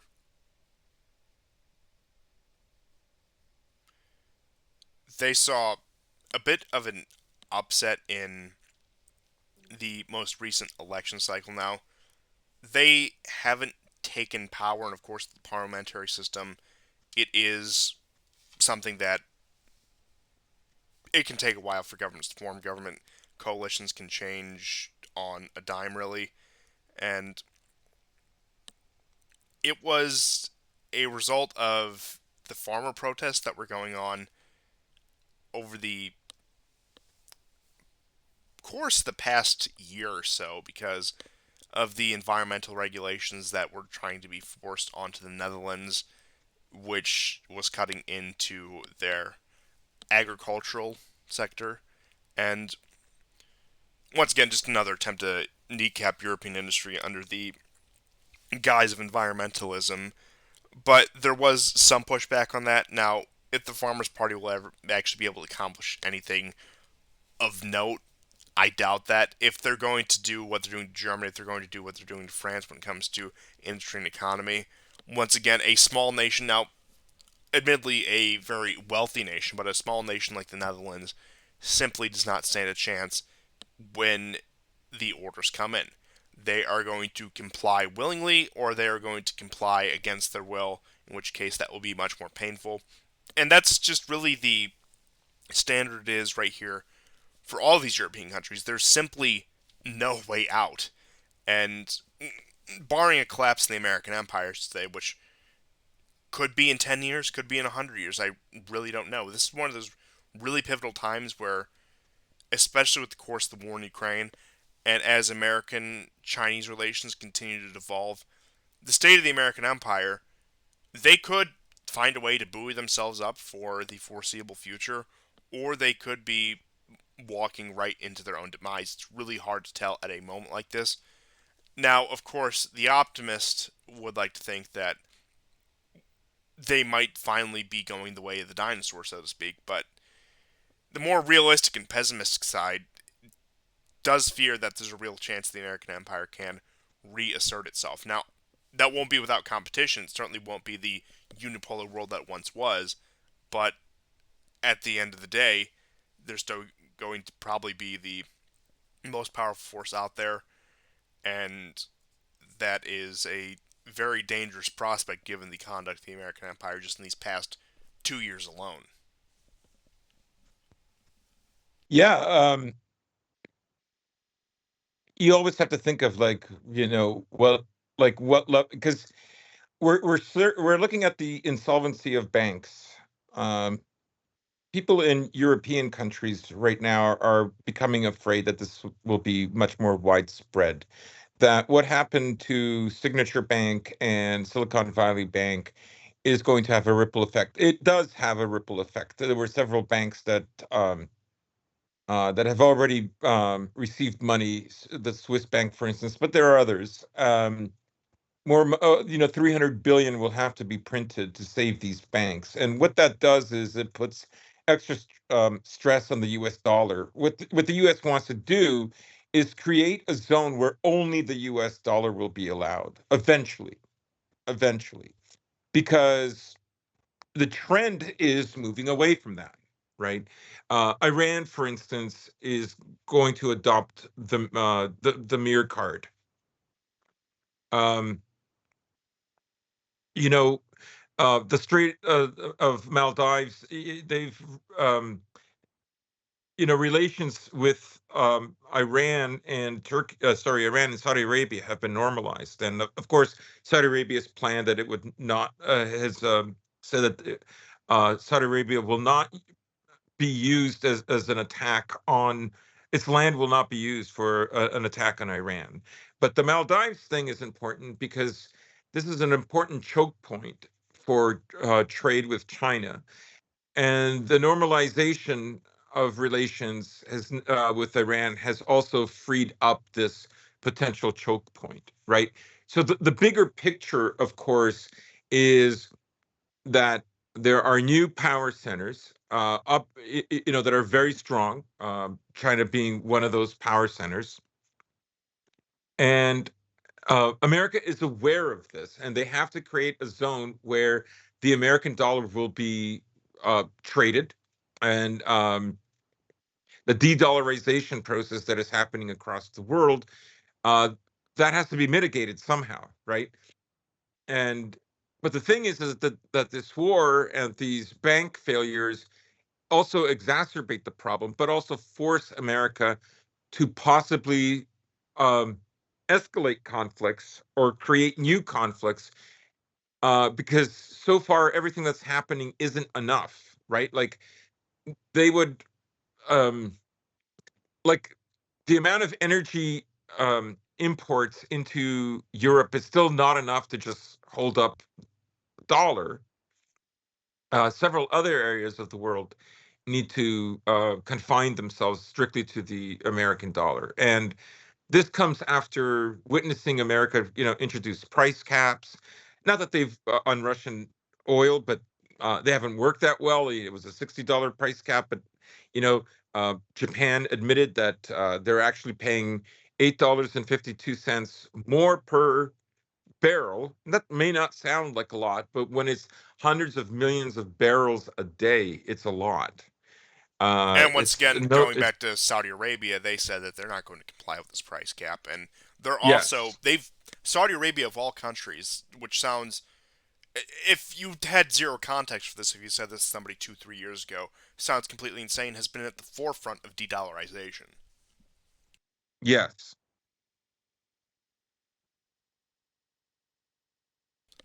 and to continue on that point, you were talking about uh, a lot of the crisis going on at the banks and the consolidation ultimately will come to a head that they, by some way or some means, will find a way to force the countries that are firmly within the grasp of the American empire to use the dollar. It's far too important. I think they've realized that by their arrogance, they've let the situation get far too much out of control, and that it has caused a great panic among the people who actually do call the shots, especially when it comes to a lot of the financial people, that the U.S. dollar does not reign supreme anymore. And you can talk about future de-dollarization. You can talk about how the American dollar is going to be replaced. The American dollar has already been replaced. It is in competition now. And unless there is some massive change, if the war in Ukraine against all odds does somehow result in a Ukrainian victory and Russian collapse, something like that could certainly undo this process. But if we're to follow the current trends and look at what the logical next steps are for all of these things that are occurring right now, it all points towards further de-dollarization, that the American dollar does not have that sway it has. Keep in mind, I always go back to this. The thing that they took out Saddam and Gaddafi for, trading oil outside of the US dollar, is now becoming a standard practice with Saudi Arabia. Once Mm. it For anyone who's followed any of these topics for any significant amount of time, it is unthinkable, even just 2 years ago, that something like this would have happened. Keep I in know. mind, looking at the tail end of the Trump administration, September, October 2020, you had the Abraham Accords. You had him trying to facilitate a normalization of relations between the Gulf states and Israel in order to form a coalition against Iran, and of course, by extension, that would cascade into Russia and China, although the Saudis had their business deal with China prior to this, but it has only greatly increased since Biden has taken office and since this war has broken out. But that is how rapidly things have changed. This was not a gradual process. Now, the lack of confidence, the frustration with the American empire certainly was there beforehand, especially when it came to the question of Yemen, whether the Americans are going to give their support to Yemen, and how much benefit was actually to be had from the Saudi American relationship. But we're at a point now where it is more conceivable that Turkey flips back into being a loyal client of the American empire than Saudi Arabia. It's possible. I mean, the ruling party has said that they will not leave Syria. So I know that many people, including us, were hopeful that some kind of peace agreement could be reached in Syria. But, you know, like this might be talk because Erdogan does not want to seem weak because he does look weak right now. Well, he had also said Uh, on top of that that they would proceed with the ratification of Finland into NATO, but not Sweden. right. I mean, the problem all along was Sweden. He'll probably capitulate on that too eventually, right? Somewhere down the road. Oh yes, Um, I mean, I think he thinks maybe this is his only way to forestall a color revolution if he wins the election, but I don't see things in Turkey being bad enough for that to happen. Um, then again, 50,000 uh, Turkish civilians died in the earthquakes, and that and has to that's be on top considered. I know of his. Hmm, 115,000 injuries and 50,000 buildings having collapsed. And that doesn't right. even This mention is the amount of other infrastructure damage beyond just the absolute demolition of buildings. So you're it's not. literally like they went through a war. Yes, it's comparable at a certain point with the early months of Ukraine at that point. Yeah, yeah. Or a smaller scale war, somewhere else. Certainly larger than some of the wars in the Caucasus of the last few decades. 50,000 is really substantial, and you're talking about a ton of infrastructure that's all gone. Who knows, like how many more people have died of privation and disease and all those kind of things. I mean, Turkey isn't Ethiopia. They're they're more organized than that. They have certainly more facilities And and also much powers. more desirable real estate in order to draw in people who would be more eager to assist in reconstruction than, say, they would in Ethiopia. And that actually Right. does make me think that Excellent point. although Chinese Turkish relations have not been terrible, there's been that wedge of the Uyghur issue that Turkish government likes to grandstand on that because Yeah. they view it as some sort of a pan-Turkic nationalism, whatever.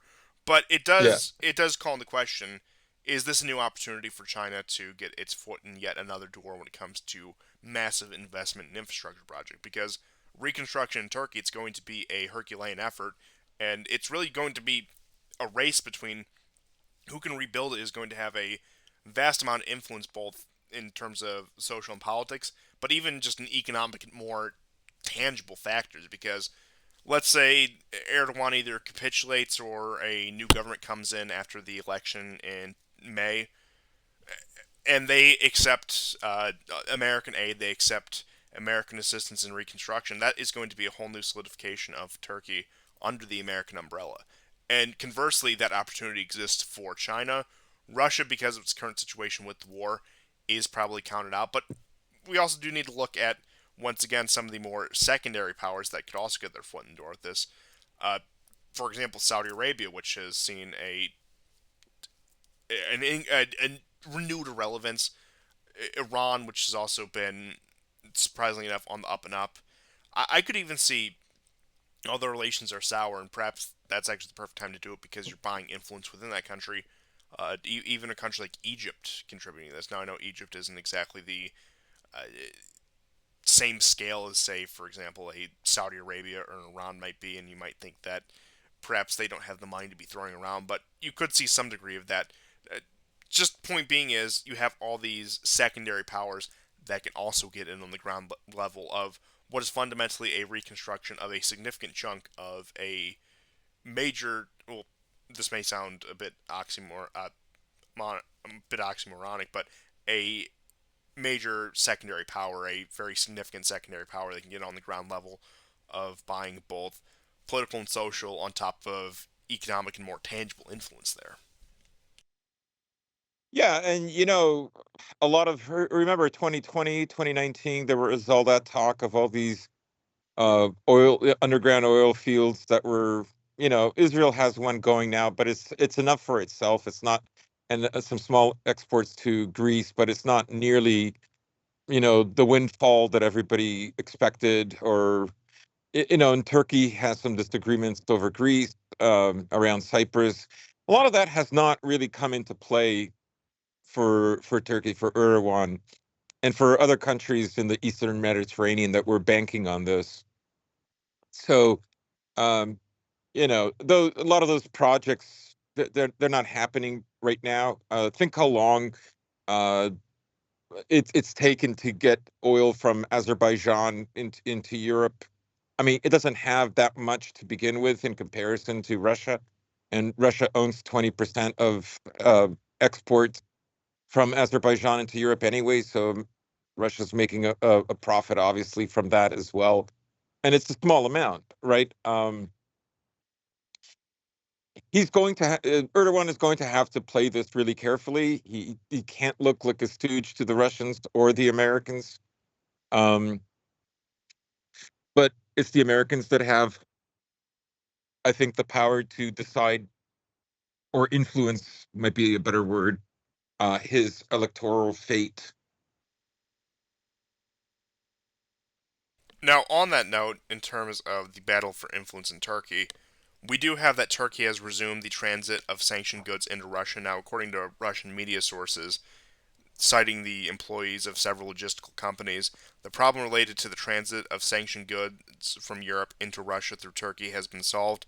Customs is steadily receiving cargoes by all modes of transportation, so you do have a continuation of relatively good trade relations between Russia and Turkey. And of course, Turkey did sign that gas hub agreement with the Russians back in, I believe that was October, November, about 4 or 5 months ago at this point. And it's as you said, a situation they're going to have to play very carefully because with their very unique position, they can't look like they're selling out too much to one side or the other, even though, especially in the American context, they are going to be aggressively pushing to assert themselves into this. And they already do have the benefit of having Turkey as a NATO member, having military installations in Turkey, where they could conceivably bring them once again back into the fold for the foreseeable future and undo a lot of the eastward drift, as I suppose you could call it, that Turkey has undergone in just the past 4 or 5 years, or I would, perhaps since 2016 is a more fair assessment of that. But as you said, you're already seeing some concessions, such as their refusal to, or at least stated refusal to completely withdraw from Syria, the capitulation on the issue of Finland and the NATO, which will likely be followed by Sweden at some point in the future, and the $1 million question, which is will Erdogan remain in power, and if so, will he survive a color revolution post election? Similar to what they had tried to do to Lukashenko after his election, they brought out the protesters after that.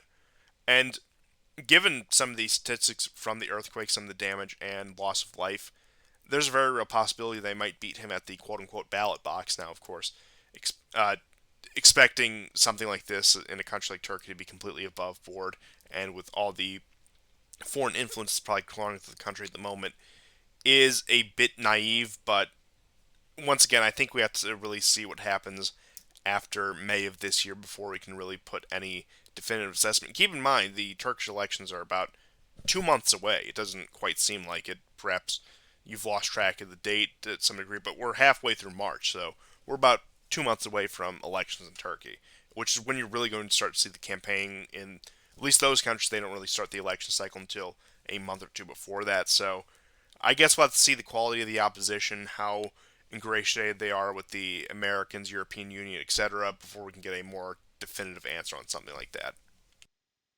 Hmm.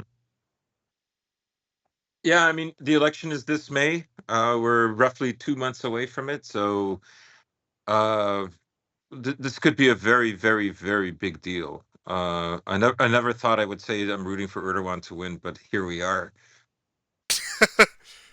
Well, once again, it's you find yourself in a situation where the American empire almost always, in fact, you could say always, finds itself a way to make it look like the worst alternative every single time, even against Erdogan. And I I I wouldn't say I'm rooting for Turkey, but I don't want to be put in a position. It is so wrong to be put in a position where I have to extend this much sympathy to Erdogan and the Turkish nation. But once again, here we are because Mm. anyway, I mean it's just total NATO victory, at least insofar as that's concerned. If he's out of power, and once again, you can't even put that much stock into him because he has flip flopped so much. Although it has been since the start of this war consistently against the grain when it comes to the, let's say, NATO vision of the world. For all we know, this guy can flip on a dime. We've seen it happen before. So it's Turkey becomes a very hard country to project in the future with because even if you do know the leadership, you don't know what position he's going to take, especially with the man who has proven himself to be such a wild card since 2016. Really, this is a monster of the American Empire's own creation. They could have very easily let the situation play out. They could have very easily let 2016 go off without a hitch, but they decided they were going to be raising Obama in his last grand act, wanted to try to install a fiercely NATO loyal NATO regime into Turkey, and this is where it gotten them. And frankly, it's probably one. I'll actually go on the record. It's a worse blunder than the Iraq War. Now, of course, in terms of manpower, money sunk into it, and life lost, you can't say that. But in terms of the grand picture, when it comes to the goals of the American Empire, this was a far worse blunder. Yes. Um, yes, absolutely. I wonder if I could just take a moment. I was sending you these files in my roundup of Ukraine. Yeah, go ahead. I forgot to mention this. So way back in January, I believe around January 23rd or 25th, all over Twitter there was this, field of dead Wagnerites that had been killed in human wave tactics. Mind you, like if we're talking human waves like World War One or even World War Two, 67 bodies is not considered a human wave. However, some interesting things happened because there was a convoy of Ukrainians who tried to break through the northwestern part of Bakhmut that was taken last week, and they were destroyed. They lost about four infantry fighting vehicles and maybe one tank, or three infantry fighting vehicles and one tank. But it's an area that like looks very much like this field. And um, then there was another interesting story that developed, and it was based on a social media post by a woman named Yuliana Kuzik, and she is a relative of one of the Pravi sector guys, and they had the 67th Brigade, and she mentions uh, that they had lost. In her post, she confirms that 67 OMBRs of Pravi sectors have been seriously injured or killed. So this area, January 25th, was not controlled by the Russians. This was at least 9 kilometers into Ukrainian territory. And it has been geolocated now. There is a Twitter account called GeoConfirm. And what it looks like is this may have been an area that was shelled by Russians. Because the only way we know this, of course, is because around March 11th um, is when another uh, column, a medium-sized column, again tried to break free into this, into the Bakhmut culture and from the northwest. So I strongly doubt that there's no machinery anywhere. They're just lying in this field. The bodies are very small, so it's hard to tell the uniforms. And of course, you have some Russian detachments and in Wagner that have uniforms that look very similar to the Ukrainian ones. But there's no machinery anywhere. And so this field is next to a place where there was another column that was destroyed, and that's how we found out. But it had like a million point five views, and like a lot of times people don't ask the right questions. Like the you know the photo is not very clear. It's really hard to distinguish. Of course, they outlined it in red, and all these things can be enhanced in Photoshop. However, I cannot see how they got within 9 kilometers inside Ukrainian held territory, not gray zone, but Ukrainian held territory. And there isn't like any picture um, of a vehicle belonging to the Russians. I think it would have been very hard for them to go 9 kilometers in one day. We've looked at how the gains have been achieved by the Russians, and they're very small and incremental. They're 1 kilometer, 2 kilometers per day, because the tactics that they're using is they don't want to engage the Ukrainians in small arms combat. What they want to do is they do want to do a bit of a recon, and then immediately they tell their artillery once they find out where the Ukrainians are to shell them. So that to me makes more sense. Anyways, that has, in my opinion, that riddle has been figured out. Okay, well, thank you for the update and moving forward from that because we do have quite a bit more to get through. But once again, I do appreciate that, and I think that perhaps next episode we can get into some more elaboration on that. Just to breeze through some of the European topics before we get onto the issue with Serbia and Kosovo. So the Big three of the European Union, that would be Germany, France, and Italy, have all had market downturns. And in Germany and France, it was by 3%. In Italy, it was by 4%, and also including Spain, which is tacked on, I think it's fourth largest economy, is also at 4% of a fall out in the market. And gas prices in Europe have tripled as a result of the sanctions since the start of this war. And of course, that is coupled with the fleeing of industry continuing, that you have smelting plants that have been in Germany for the past 600 years Since outsourcing them 1380. since 1380 outsourcing themselves. So that has completely fallen through, and with the increase in energy prices, that is likely going to be what we're looking at going forward. Germany has also said it would take another 10 years for them to replace their self propelled artillery based on what they had sent to Ukraine so far. And the demilitarization, deindustrialization of Europe continues. There's really no other way to put that. You have also in Europe that inflation is down by 0.1% this quarter to 10.5%. So we're seeing progress. A tenth of a percent of inflation has been reduced. The economy is in recovery. In the words of Barack Obama, this is the greatest economic recovery we have ever seen. But to get beyond the just the joke of a report like that,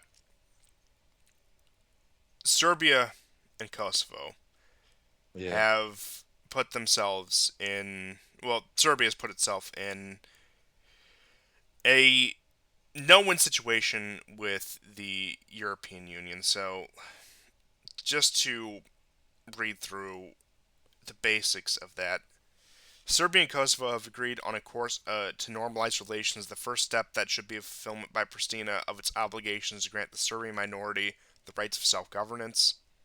This was stated by the head of the Foreign Policy Service of the European Union, Joseph Borrell. Who else but? Fulfillment by Serbia and Kosovo of their. Jungle Joseph. What a Just what love that. what a wonderful man. He Jungle Joseph. he's he's really up there with Blink when it comes to people I just love.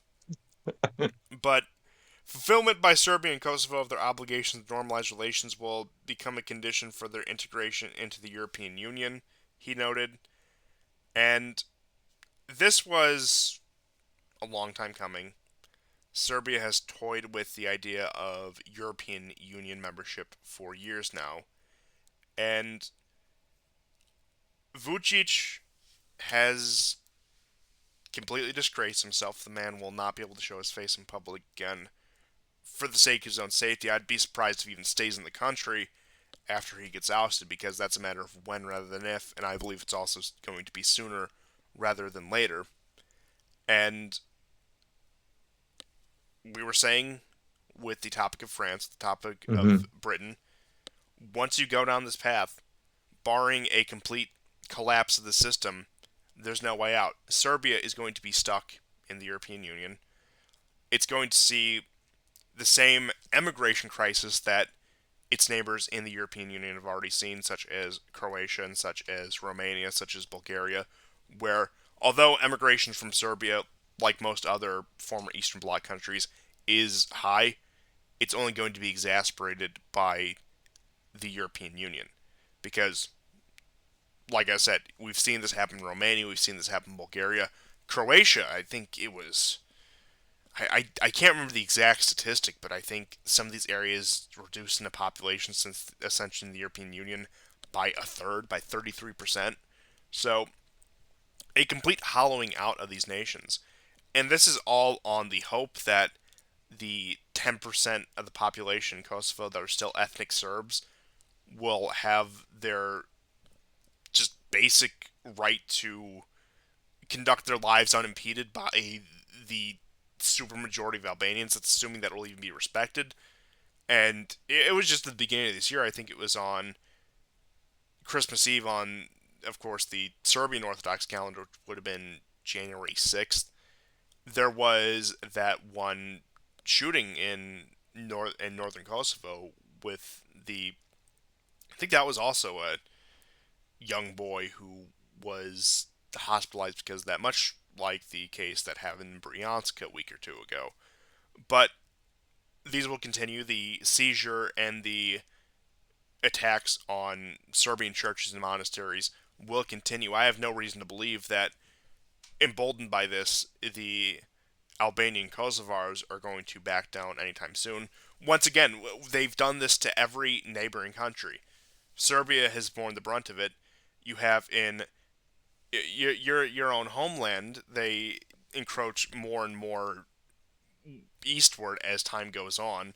I believe, I think it was you or perhaps it was somebody else saying that these local police departments had just these list of names on these monuments to fallen police officers and military personnel because of the acts of terrorism and just general violent crime by the influx of Albanians.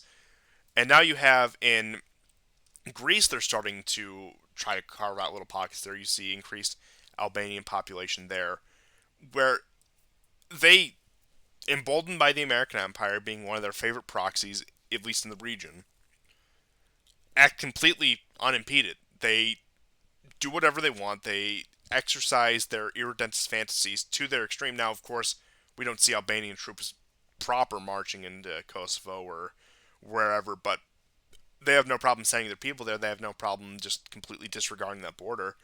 And this will continue. They are completely loyal to the American empire. When you look at opinion polls on approval of American leadership in Europe, Democrat, Republican, whoever's in power, Albanians are consistently in a supermajority approval of American leadership in Europe.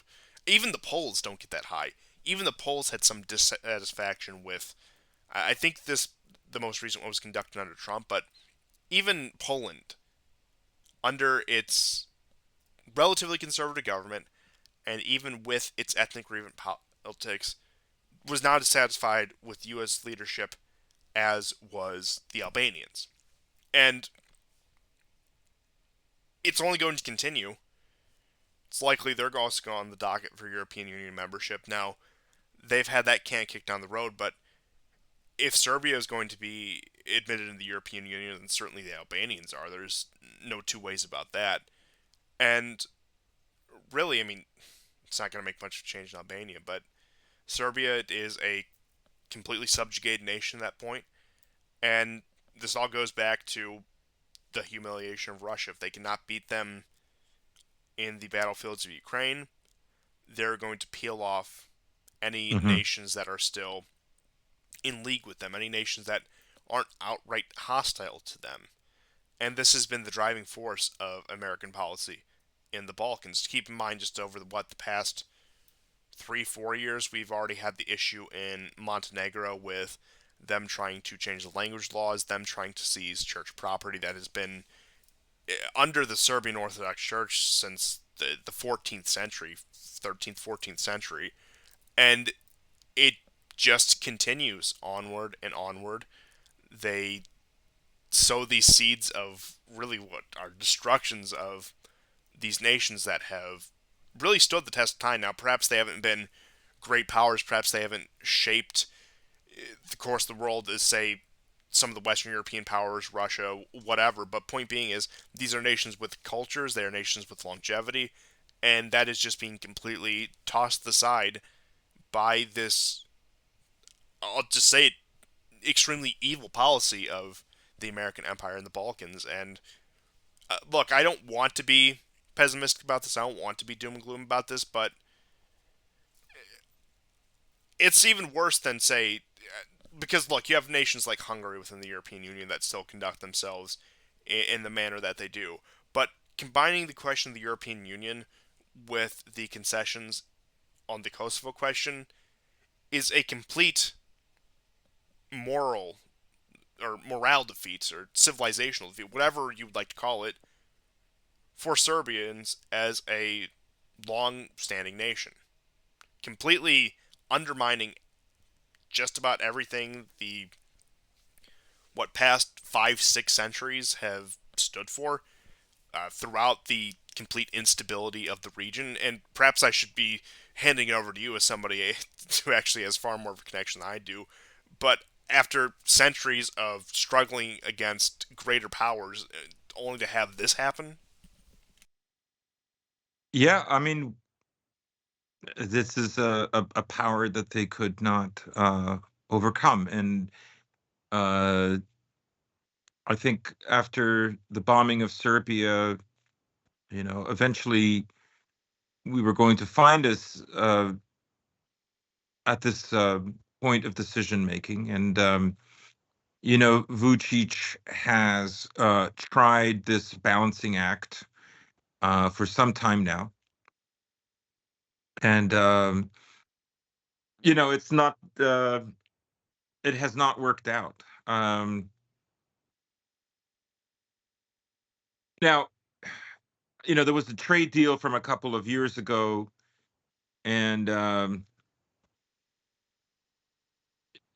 that trade deal, Serbia came off better than Albania or Kosovo did. It allowed Serbs to move back to Kosovo.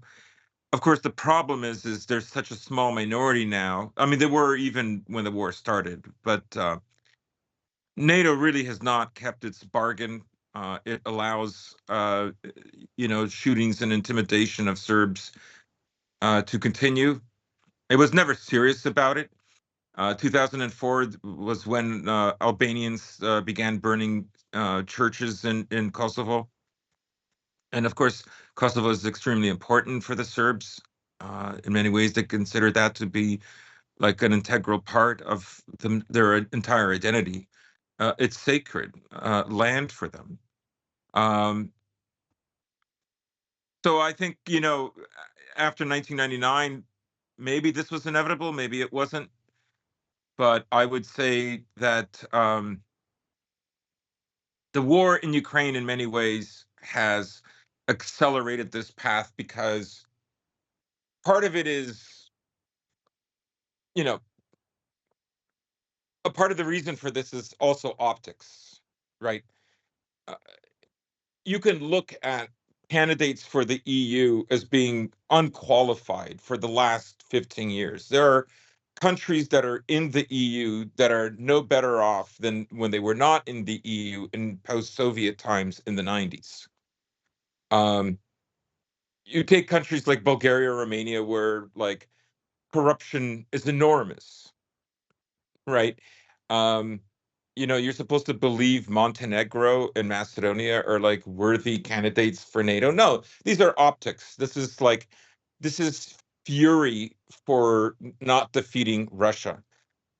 So they will take any land in the Balkans where people were always sympathetic to the Russians, always grateful for them because how integral Russians were for the liberation of our people.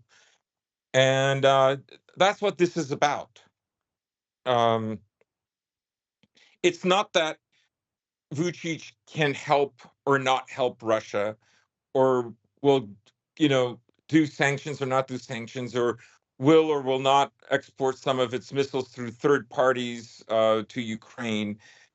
Um, that won't make a difference if he's in the EU or not, because the pressures are already there to begin with, right? They already have a certain amount of success. This is for the optics of Western audiences to look like they're the big winners. For instance, the audiences are not extremely well informed. So for them, if they hear that Erdogan has accepted Finland's ascension into NATO, to them, it's like, before that happened or before 2022, Finland was almost occupied by Russia. They don't understand that this was a country that had been working closely with NATO for decades. And the same applies to Sweden, even more so. So a lot of it is just optics. A lot of these countries either were already working or they're countries that like do not fundamentally change afterwards. And like the bar to join the EU is not what it was in the 60s, 70s, and 80s, right? Keep in mind, It even with up until what the early 2010s, Turkey's struggled to get European Union membership as once again a very strategically and economically significant country. Yeah, Even that was shot down time and time again. But now we're yeah, discussing the possibility of the admission of even more Balkan. Now, I wouldn't classify Serbia as this, but I'd classify most Balkan countries, Balkan microstates into it. Bulgaria is a European Union country, and yeah, that's nothing against the Bulgarians as a people, but in terms of the weight their country has through around the economic power, it's it's negligible. Let's put it that way, and it, that's how far the question of European Union membership has fallen. And we know yeah. I exactly mean, what it's Bulgaria about. is It's becoming it's becoming depopulated. My brother is actually has friends who are Bulgarians who are in Bulgaria. So the youth has just gone. It's left. The gypsy population is increasing and the Bulgarian population is decreasing. Um, so like projects to absorb more countries into the EU are really about absorbing more countries into NATO ultimately. And like I say, Macron standing in the way of North Macedonia joining NATO, joining the EU is really not an extremely relevant point. Um, because any country that joins the EU ultimately will be in NATO.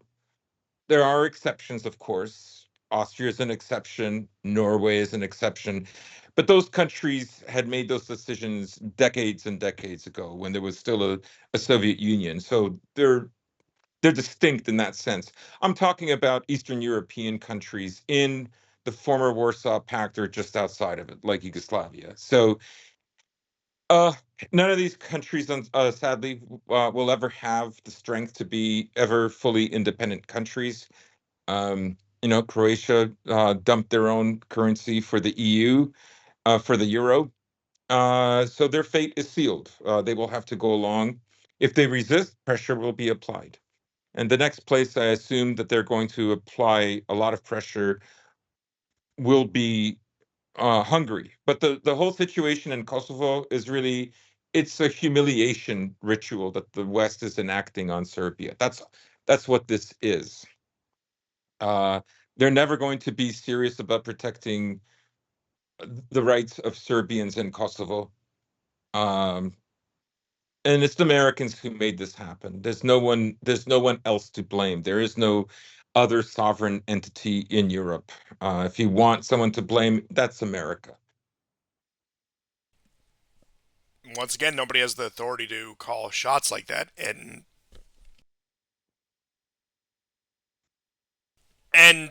even if you want to point to Germany, even if you want to point to France, even if you want to point to the UK, whatever, at the end of the day, it might go through Brussels, it might go through whatever, but it all goes back to Washington.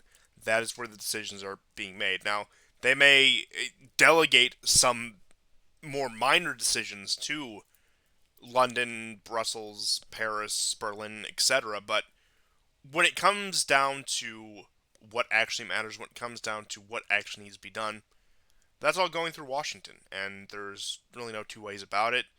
Yeah, And like you said, the seeds were sown for this all the way back in the 1990s. So, as much as I hate to say it, I look even against my own instincts. I usually try to find the optimistic take here, but there simply isn't one. yeah. No, there isn't, and it's very sad. My heart goes out to Serbs for this. Um, and we were talking off air. This is just basically North Macedonia thought that like by acquiescing to the Americans that they would have a more favorable outcome, but they won't.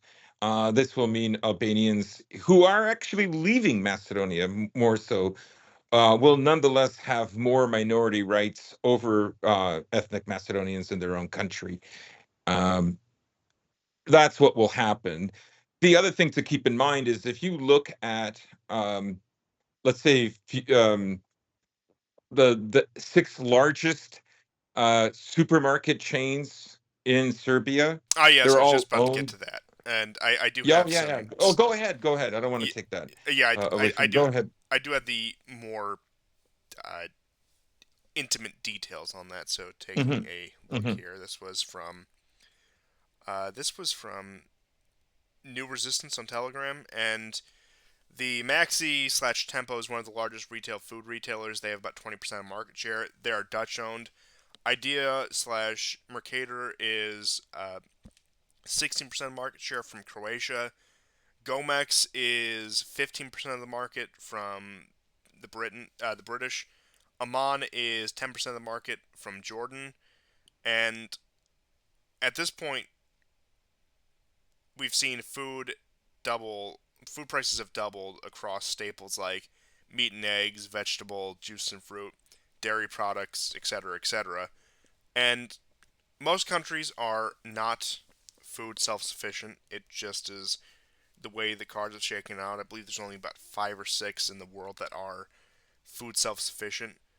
But and perhaps if we look at the numbers for other nations, other smaller nations, we would see something similar. But countries like Serbia, and I would imagine many others, including its neighbors, have the ability, are in the position, are they are at the mercy of these foreign food companies. The Dutch, part of the European Union. The Croatians, part of the European Union. The British, not part of the European Union, but part of the Yeah, broader network of Europe yeah, in general. They can quite literally just cut off food supplies if they would want to. They can engineer famine in these countries. And and like they I said, will. I don't think that this is an issue particular to Serbia, but I think it stands out, and especially for a nation as distant that, I mean, Just look at what's this, Syria. look at Syria. What stopped them from doing this to hunger? What stopped this from doing this to anyone? Because I think the 5 self-sufficient nations are U.S., Russia, France, Argentina, and I think Brazil, something like that. Those are the only substantial food exporters in the world. So ultimately, they have the call over the food markets. And keep in mind how many of those are aligned with the American empire. You certainly have America itself. You have France. They could probably twist the arm of Argentina and Brazil to a great degree. Now, there is more room for resistance. One of those is a founding member of BRICS. The other one is a potential member of BRICS. So you do have that question right there, but it's gotten to the point where not only can they turn off the flow of gas and oil to these countries, they can completely sabotage the energy industry. They can sabotage something as basic as food supply. And keep in mind, in the 1990s, with the complete collapse of the Russian economy and near collapse of Russian society, at least the anecdotes I've been told, and perhaps somebody can either uh, prove me right on this or correct me on this, that a lot of people in Russia were kept alive by home gardens because they had at least a degree of food self sufficiency on an individual, family, or community level. But when you have made your food dependency a complete international matter, now I know to some degree that's just unavoidable just with the way geography and the way climate and the way, again, how suitable your land is to raising animals, farming, etc., etc. A certain degree of that is going to be unavoidable, especially for the kind of diet that most people would want to maintain in a country that is above third world levels. Let's put it that way, because I know Serbia is a little bit less developed than the rest of Europe, etc., etc. But point being is, you're left at the mercy of this, and this is a nuclear option they can pull on countries that do become too disobedient. And we've seen them do it to Syria, we've seen them do it to Iraq, and there's no reason with not to believe that as American policy gets harsher in Europe, that Serbia or whoever else won't see the same fate. Hmm. But with that being said, we can briefly go over the Middle Eastern news, but we do have quite a bit to say about this banking debacle. And we had discussed that Saudi Arabia is no longer going to be party to any military operations against Iran, so they would not allow American forces to operate in the countries, similar to what they had done in the first Gulf War, where a massive American force invaded from Saudi Arabia into Iraq. That's off the table. You have Saudi Arabia already prepared to put investments into Iran at this point, so there's been a breakthrough with that. More Israeli strikes on Syria. Assad has visited Moscow for a diplomatic visit in light of the ongoing negotiation with Turkey for a more coherent peace in Syria.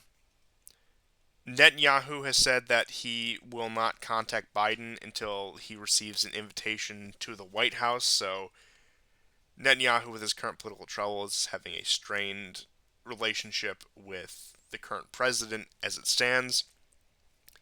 And also, you have continuing drills from Azerbaijan.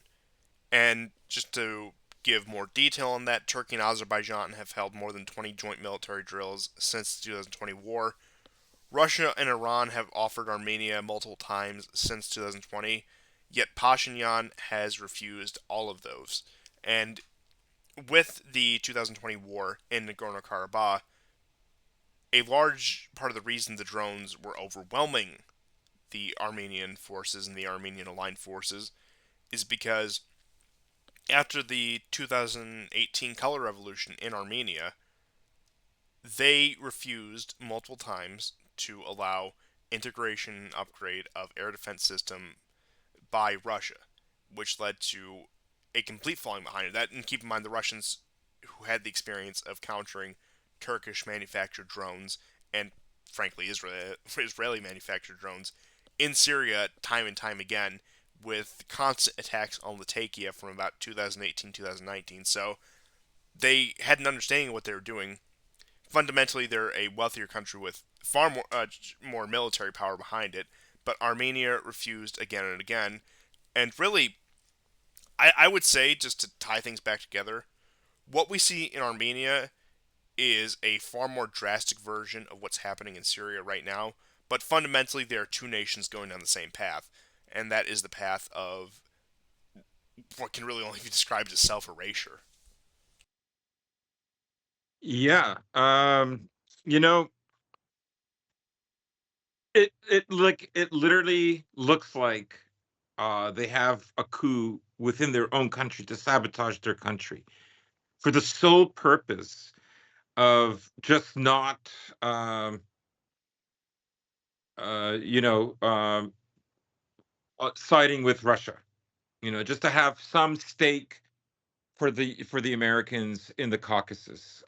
They literally sacrificed their own men, and we've seen how effective the Russian air defense system is against Bayraktar drones. You haven't heard of any Bayraktar drone, not really since May or June of last year.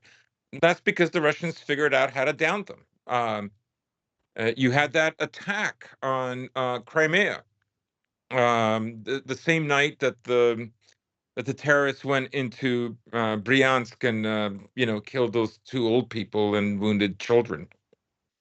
Um, all 10 of those drones were shot down. So they've even discovered things like the Bukh system is actually really good for this, and that's an old system. And here is this, like as Emil would say, this weasel who has what a machine that guy is. Um, I love what he calls Zelensky Stein. The Zelenskys, as Yeah, that one, but that's one of the best euphemisms. I'll give him that much. I'll give him yeah, more than that, but just in this particular context, I'll say. yes, yes. So this guy Pashinyan is like literally sabotaging his own country to the Azerbaijanis. Um, for what? For what? Um, Armenia had its color revolution. It was partially successful, and this is what you get for it. This is what you get for partial success. And It's once again, one of these indeterminate. nations that has You, stood the test of time, and one of the oldest continuous people in the world at this point. And Yeah, of course, everyone can trace uh, their precursors, their predecessors, etc., etc. But in terms of a continuous nation with a continuous identity, Armenia is one of the oldest in the world. Since about we're talking about the third century with the Christianization of Armenia, probably the yeah, conception of modern Armenian identity. You can trace that back even through the conquest, subjugation of foreign powers, it attempted extermination of them as recently as just over 100 years ago. You have all of that, only for that to culminate in a degree of independence. I'm not going to say complete independence, but a slight sliver of independence, and their own quote unquote selected leaders are doing as good a job as ever as some of their worst enemies in terms of driving them into complete irrelevance. And that Armenian statehood is likely not a. I mean, it's certainly not a guarantee in the future, but it's likely not going to be something that continues in the future.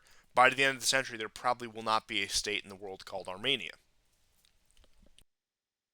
yeah. And with that, just some brief news out of Asia before we get into some of this banking news. So on the 20th of March, Xi Jinping is slated for a visit to Russia to meet with Putin. You have North Korea conducting missile tests, and they claim that they have 800,000 men who have volunteered to fight in any conflict with the U.S. as tensions do increase, as ongoing cooperation and drills continue between the U.S. and South Korea.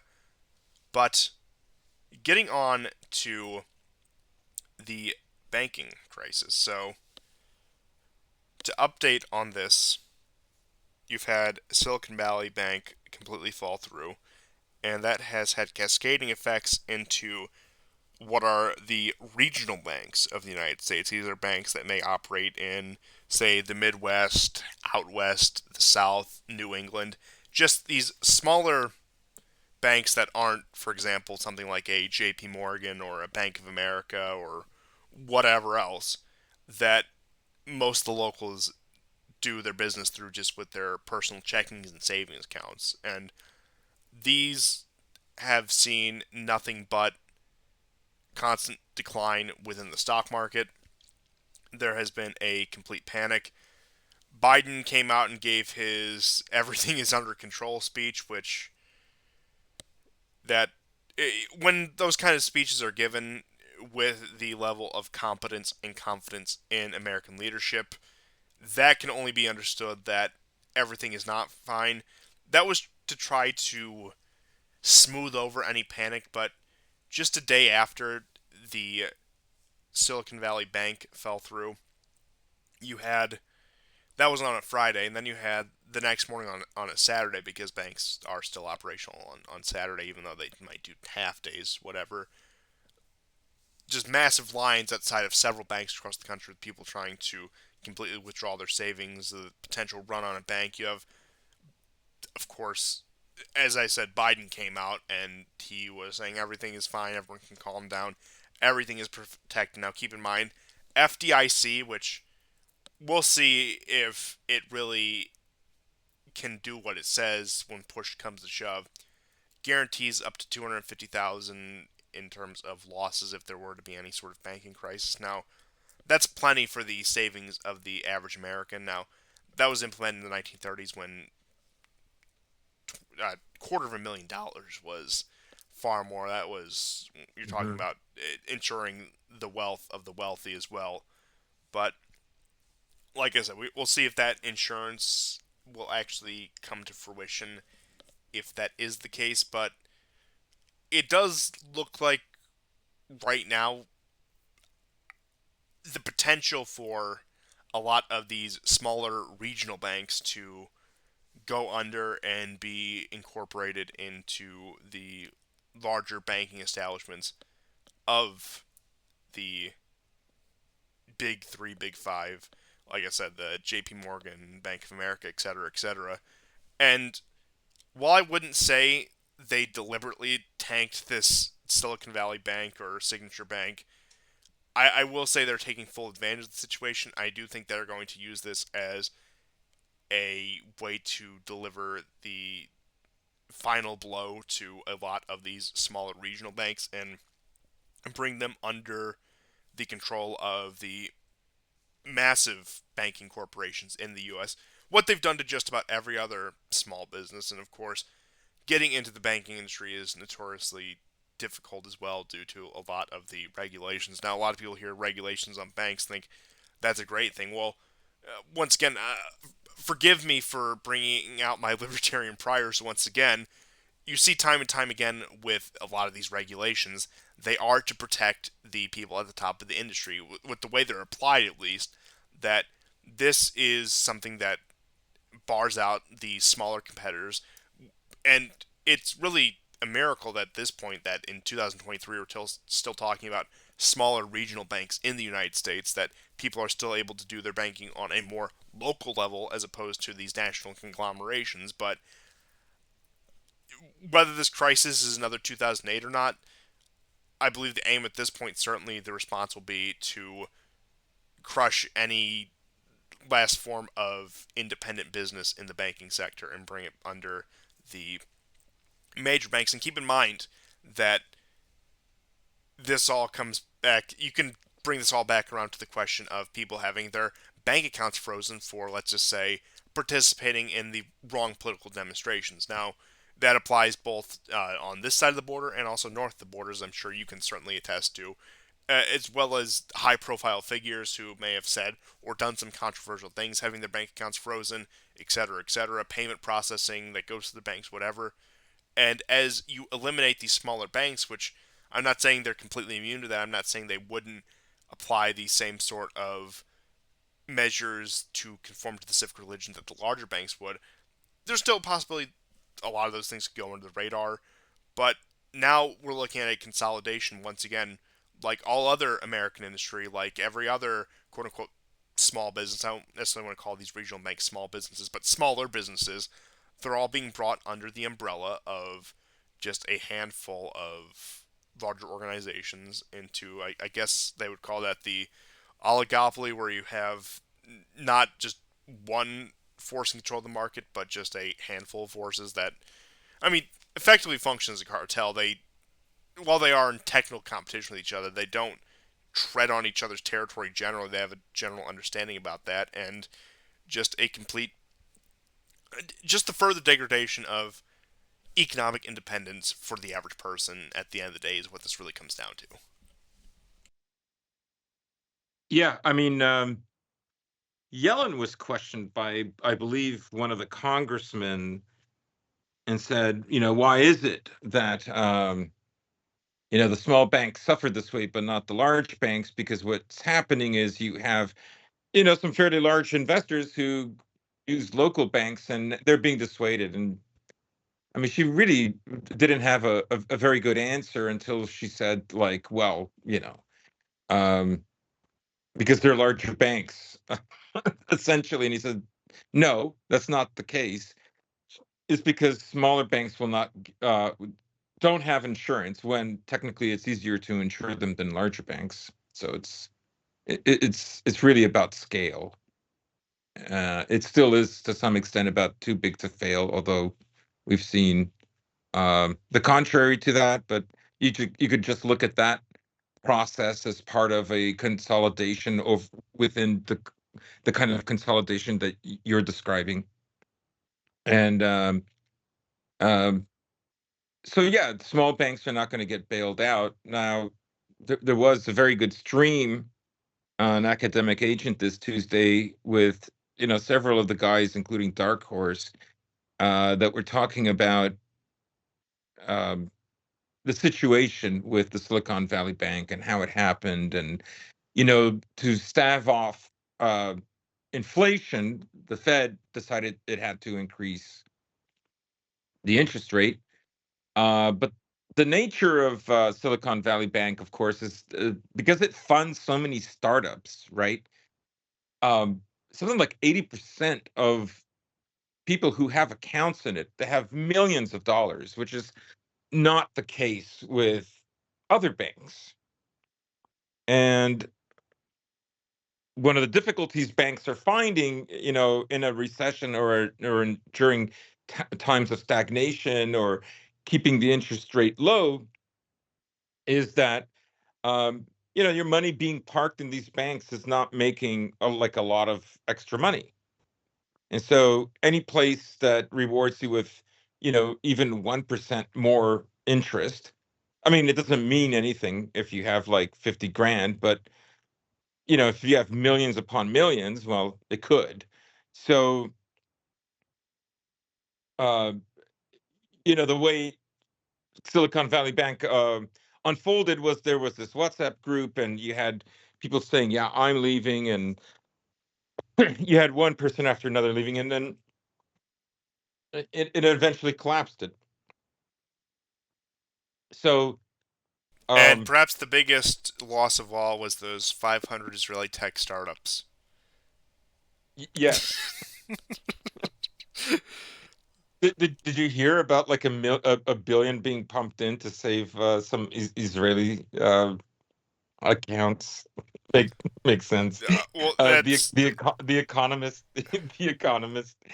I follow the Economist just to get their stupid infographics and headlines on YouTube and to post ridiculous stuff. So they had one about yes. We've all extensively Silicon seen Valley. your, let's just say, commenting history on YouTube. It's very interesting. I would recommend if you're ever on anywhere that this guy would hang out, you'll be able to find him easy enough in the comments. It's very I get a constant stream of screenshots of what this guy does.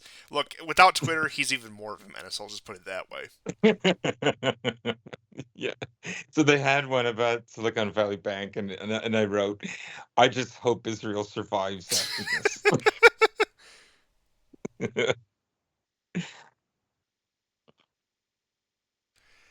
That's that is the real priority here. And moving on to the banking crisis that is burgeoning in Europe, you have the case of Credit Suisse, which is one of those vaunted Swiss banks going under. Now, of course, the easy criticism they have here is they had a very exceptional individual who was in charge of their risk management. Let's just say a very strong jawed woman, if you're picking up what I'm putting Yeah. down. And look, I'll tell you, those strong jawed type of women are of a disproportionate high IQ demographic before they decide to completely turn their lives on their heads. It's a real phenomenon that's quite fascinating where you'll get a lot of these people. I think the one Pritzker falls under that, not J.B. Pritzker, who was the governor of former governor, either former or current governor of Illinois, but somebody within the Pritzker family, of course, who also chose to go down that same life path, is also a part of that, and massive neoconservative, which I also find funny. But this is not about the Pritzkers. But you have Credit Suisse, which is one of these other industrial banks in Europe that really is responsible for financing a lot of these companies, which are also fleeing from Europe like rats from a sinking ship as energy prices go through the roof and as European economies just tend to generally degrade. So they have a crisis. You have the Swiss who made their boilerplate statement on it, similar to how Biden did, but you start to see a common pattern with a lot of these things. So you see the crushing of any sort of independent market activity, any sort of opportunity for economic independence within the heartland of America, and then you see the same measures applied in even more harsher way when it comes to the concept of Europeans having at least a semi-autonomous economic structure. And I'm not saying that Credit Suisse was deliberately nuked, but it's not really a shock that this crisis would cascade to European banks as well. And it also, I can't remember who said it, but I'm not saying I completely co-sign it, but I do believe there's some truth to the idea that every crisis the American empire faces, maybe it might have been Yarvin, I think it was Yarvin, every crisis the American empire faces it seems to come out all the better for. Now, like I said, I don't subscribe fully to that, but, and I'm not even, and I'm not playing coy here, I'm not doing tongue in cheek. I generally do not believe that there was a sabotage on the banks. I think they're just being the vultures that they are. But every time one of these things happens, it seems that there's there's great benefit for the people on top, whether that be the J.P. Morgans of the world, whether that just be the American empire in general, seeing the European economy collapse even further than it already has over this past year and some change. And look, I'm no finance guy. I'm kind of bad at the whole economic things. The dyslexia certainly doesn't help with that. But the situation continues to look worse and worse. I don't think you really need to be that well versed in economics as it stands, but Credit Suisse is one of the older banks in Switzerland, to my understanding, and it's when things start to go to hell at those kind of places, it really makes you question what stands a chance at that point. And when you have to go back a little bit, 600-year-old iron smelting plants leaving the country of Germany, what hope do Mhm. any more contemporary business have? And keep in mind, we've gone over this a few months before. These are companies that have survived two world wars, have survived communism, have survived all of this, and they are brought down by friendship with the American empire.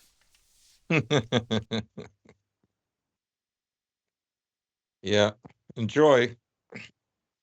But I don't know if you have any more thoughts on the Credit Suisse issue, but I do have just a few items to round out the show. Yeah, I just wanted to say that dude from Credit Suisse, it's not that's not a woman. That's all I'll say. That's a dangerous comment. I won't co-sign it, but I won't denounce it. So, to continue, we do have some more news about the continuing infrastructure and industrial decline of the United States. So, there was a train derailment in Glendale, Kentucky. There was a train derailment in Anacortes, Washington, in which case they had to deploy a hazmat team to deal with the situation. And same in Topak, Arizona. And then it's also reported, and they didn't give a source on this, but it, so take it with a massive grain of salt. It's from Johns Hopkins, but they didn't really give a source beyond that, which it's kind of vague. Is that soil testing reveals dioxin levels of hundreds of times over cancer risk threshold in East Palestine, Ohio. Johns Hopkins University organic chemist Karsten Prass added that dioxin concentrations in the soil are, quote, actually concerning. Thank you for putting it in such beautiful language. And then to continue, my main concern is this reflective of the level in the area of East Palestine and all the levels of individual whose report living near the rail are exposed to. And when asked, Prey said, I certainly wouldn't be comfortable living there. So it seems that we have not seen the last of this, and as we see more train derailments, more industrial accidents continue, that situations like this are probably going to become all the more common.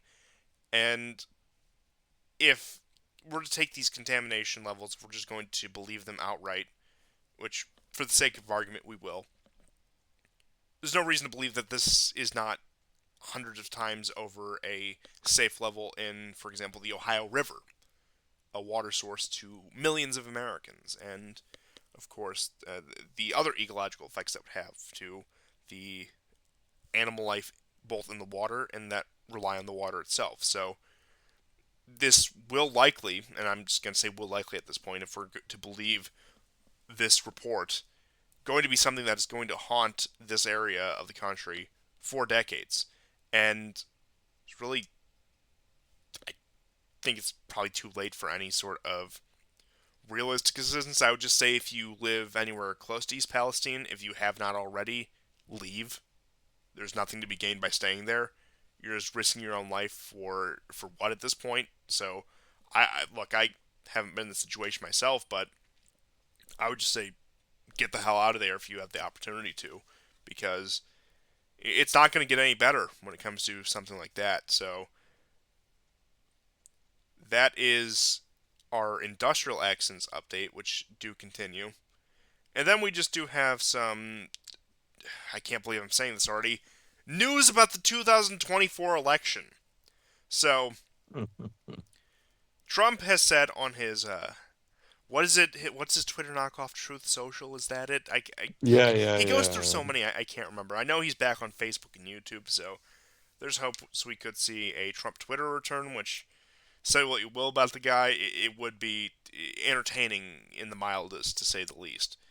But he has predicted on his Truth Social account that due to the indictments brought up against him, that he will be arrested on Tuesday. Now, keep in mind he's currently a resident of the state of Florida, and these charges are being brought up in New York. So there would be the possibility of some sort of extradition, and depending on the dynamic between him and DeSantis, who knows? I doubt that, especially playing within internal Republican Party politics, he'd probably have a lot to gain by uh, grandstanding against some sort of extradition. I'm not exactly sure how that situation would play out, but Trump is predicting his arrest this Tuesday. Now, it's actually interesting because Imran Khan also made an exact similar prediction around the same time. So I found that mildly entertaining. I'm sure it's just coincidence, but uh, Imran Khan, that guy's something else. But I don't think anything will come of this because as much as they would love to drag Trump to the coals, now perhaps they will get some sort of arrest and they'll drag him to the courts, whatever, bog him down that way. I doubt this is going to result with Trump behind bars or anything, even if it is just a slap on the wrist sentence for whatever misdeed he may or may not have committed.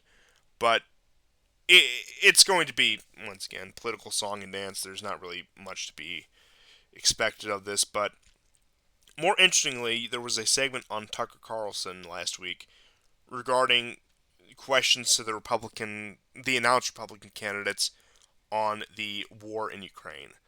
So I'm only going to read the answers from Trump and DeSantis because let's be honest, who else is really in the running? Oh, we could talk about Nikki Haley and John Bolton, very exciting, but just read the brief responses of both of those. So this is from Trump.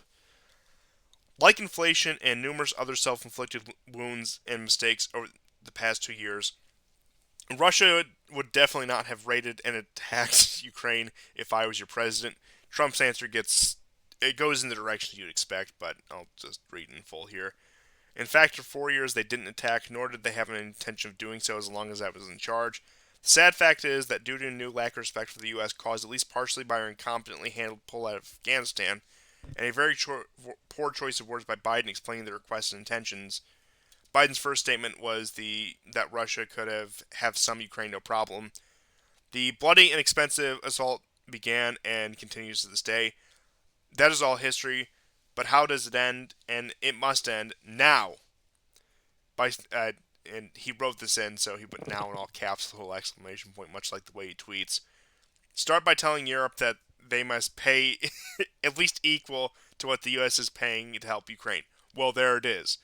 The Ukraine war effort can continue. It's just the Europeans have to pull their weight. I guess that's the certified Trump position.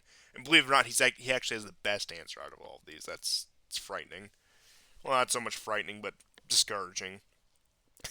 And here's the real kicker. They must also pay us retroactively the difference. At a staggering $125 billion, dollars, we are paying 4 to 5 times more, and this fight is far more important to Europe than it is the U.S. So, to work through Donald Trump's logic, and forgive me if that sounds like too ridiculous a statement, the American empire instigated a war in Europe to the direct detriment of Europe.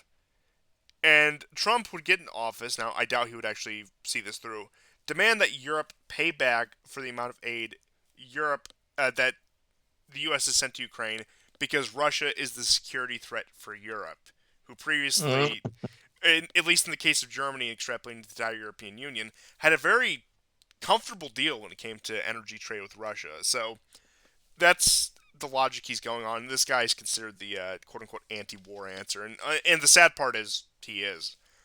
Next, tell Ukraine that there will be little more money. There will be little more money coming in from the U.S. unless Russia continues to prosecute the war. The president must meet with each side and both sides together and quickly work out a deal. This can be easily done if conducted by the right president. I wonder who that could be. Both sides are weary and ready to make a deal.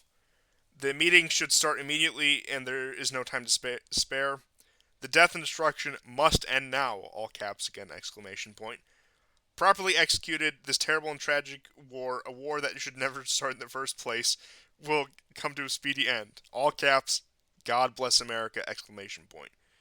And then the next question on that point is opposing Russia and Ukraine a vital strategic national strategic interest? I gotta admit, he kind of charmed me with this one. No, wait, no, this is not the right one, but this is, I guess he quote unquote charmed me with this one. No, but it is for Europe, not for the United States. That's why Europe must be paying far more than what we are or equal. So once again, that whole paradox of that. What specifically is Oh there? yeah, those Yeah. dastardly servants are ripping us off. Yeah. How dare you not pay your fair share while we deprive you of your oil and gas? So next question was, what specifically is our objective in Ukraine? How will we know we've achieved it? Our objective in Ukraine is to help secure Europe, but Europe isn't helping itself. They're relying on the United States to largely do it for them. That is very unfair to us, especially since Europe takes advantage of us on trade and other things. Um, what would be the limit to funding material you would be willing to send to the government of Ukraine? That would depend on my meeting with President Putin and Russia. Russia would have never attacked Ukraine to fire a president, not even a small chance. Uh, I would have to Can see I? what G- g- this Go is ahead. Go ahead. this is hilarious. I'm It sorry. is. Um, uh, would have never happened if I was president, but it has. I would have to see what the direction in which Russia is headed. I want them to stop, and they will, depending on one that delivers that message. But with everything said, Europe must pay. There he goes again. Europe must pay. The United States has spent more than Europe. This is like the third, fourth time you said this. It's just not fair Yeah. or equitable. If I were president, that horrible war would end in 24 hours or less. It can be done, and it must be done now. Okay. This was the one I was thinking of that he charmed me ever so slightly with. Should the United States support regime change in Russia? No, we support regime change in the United States. That's far more important. The Biden administration are the ones who got us into this mess. Once again, he slogs so much at you, but then he throws in those little zingers that that's the real Trump trap, isn't it? But Yeah. uh, I mean, he's appealing to like American normie cons and MAGA people who think they understand geopolitics, and implicit in his words is the kind of American isolationism that does appeal to them. I don't disagree with that, but I'm just saying that's yeah, but we all know what. I do think it's funny when he said that if I was president, the war would never have happened. Because interesting, remember Fiona Hill, who was Yes, with him for about a year and is an admin, and I think she was interviewed by PBS and by what's his name, um, Friedman. Is it Lex Friedman? yes. Okay, she's the one that goes on and on about making a psychological assessment of Putin to find out what he's thinking, because of course it's not geopolitics, right? It's some childhood trauma. Like it's insane, right? Um, but Fiona Hill said the same thing. She said if Trump were in office, this war would not have happened. And in a way, she's saying it for very different reasons than Trump is saying it, right?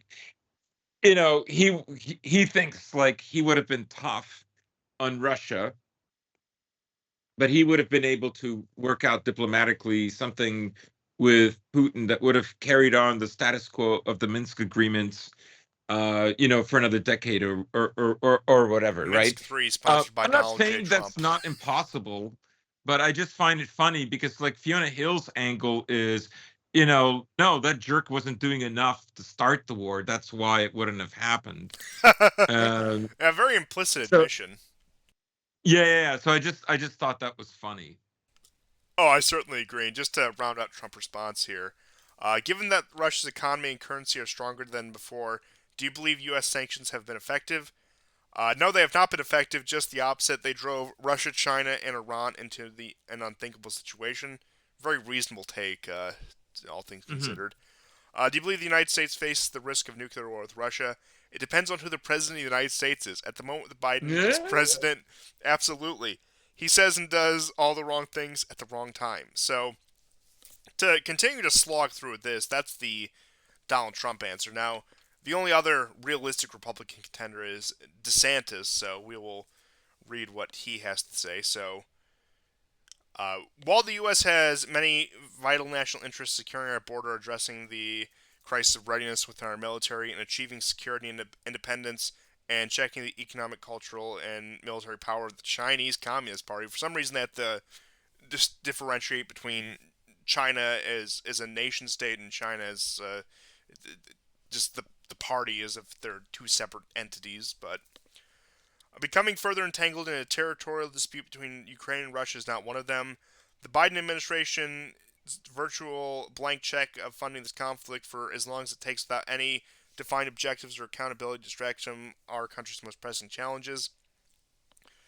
Without question, peace should be the objective. The U.S. should not provide assistance that could require the deployment of American troops and enable Ukraine to engage in offensive operations beyond its borders. F 16 long range missiles should be off the table.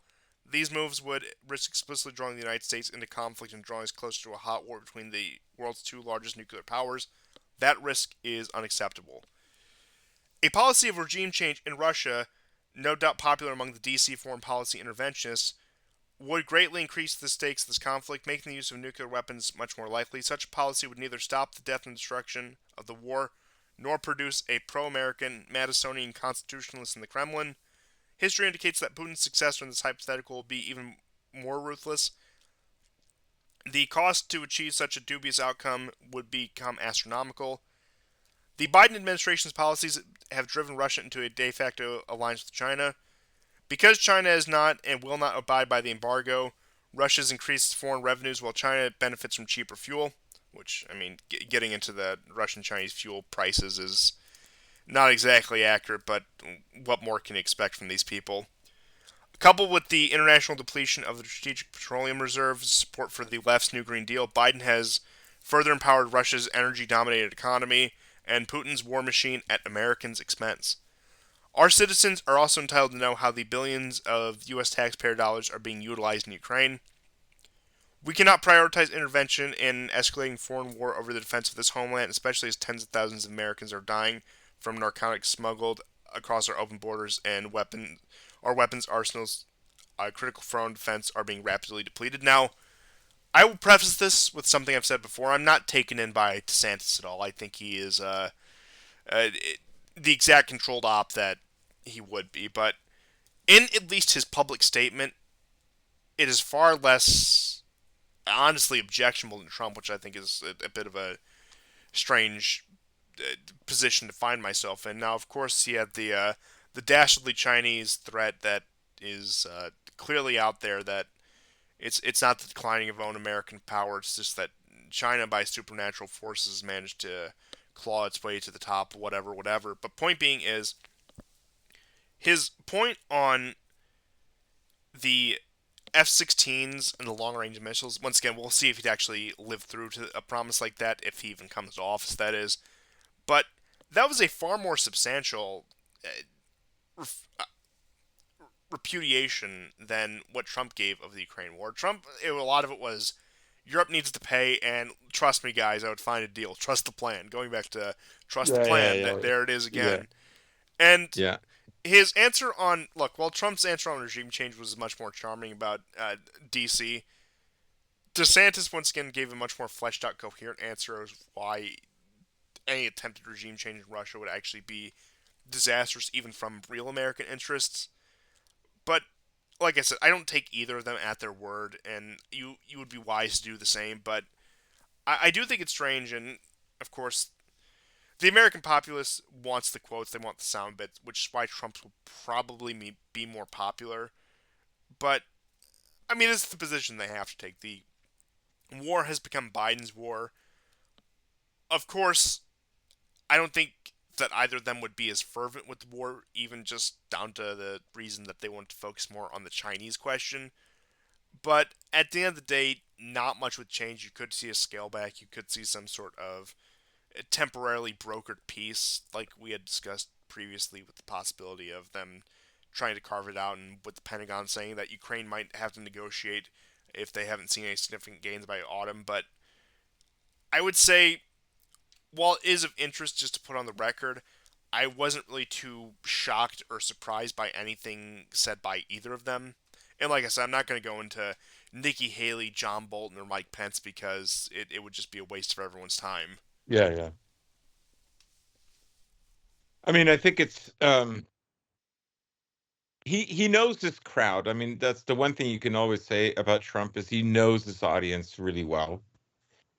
Like he no, I mean, and to be honest, no American politician is going to get into it and say, um, well, the reason we have to do this in Ukraine, right, is we have to always avoid a German-Russian cooperative economic agreement Yeah, yeah, exactly. because No, nobody's going to come out and say the yeah, yeah, because what what was that's his what name? The British diplomat. Salisbury. So there we go. Yeah. Yeah, this goes all the way back to 1895 and then um the outbreak of World War II because the like the Russian and German economic development that had happened at the turn of the century easily bypassed output of Britain. In the 1850s to 60s, Russia had an industrial output that was higher than China's, but below France, and France was, below that of Britain and the U.S.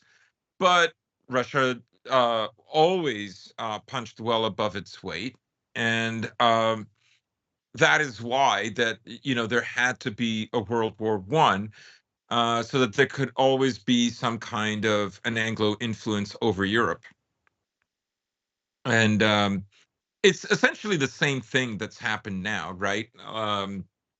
Except it will greatly reduce the industrial output of Europe as a whole, um, which will, in my estimation, create a greater burden for America to make Europe viable. Because if it's not viable, if protests continue, if like I understand if the ruling class doesn't want to give up power, it will not give up power.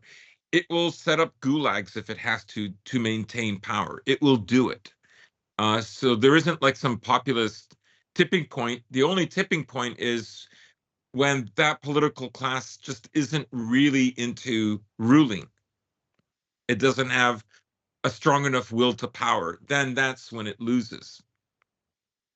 But I'm just saying, over time, a poor Europe, is overall not a good situation for the U.S. because, And then that will only exasperate rhetorics like Trump, where Europe has to pay its fair share, despite Europe being completely gutted of all its wealth because of the yeah, American interest in Europe. And it's just this self-perpetuating cycle. right, right. But I suppose we should also, I don't know if you have more to add to Trump's speech, but as long as you were talking about Yeah, go Trump ahead. and his apparent arrest this Tuesday, there was a warrant for a Vladimir Vladimirovich Putin's arrest that was issued, which I found hilarious. Most people are laughing about it, especially in Russia, like as if they take this thing seriously. Well, Um, here's a fun one for you. The Americans aren't even part of the International Criminal Court. right. The Americans and the Russians signed on to it and then retracted. And of course, this week, uh, uh, France 24 had an article that basically they threatened the court if they better not try America for war crimes in Afghanistan.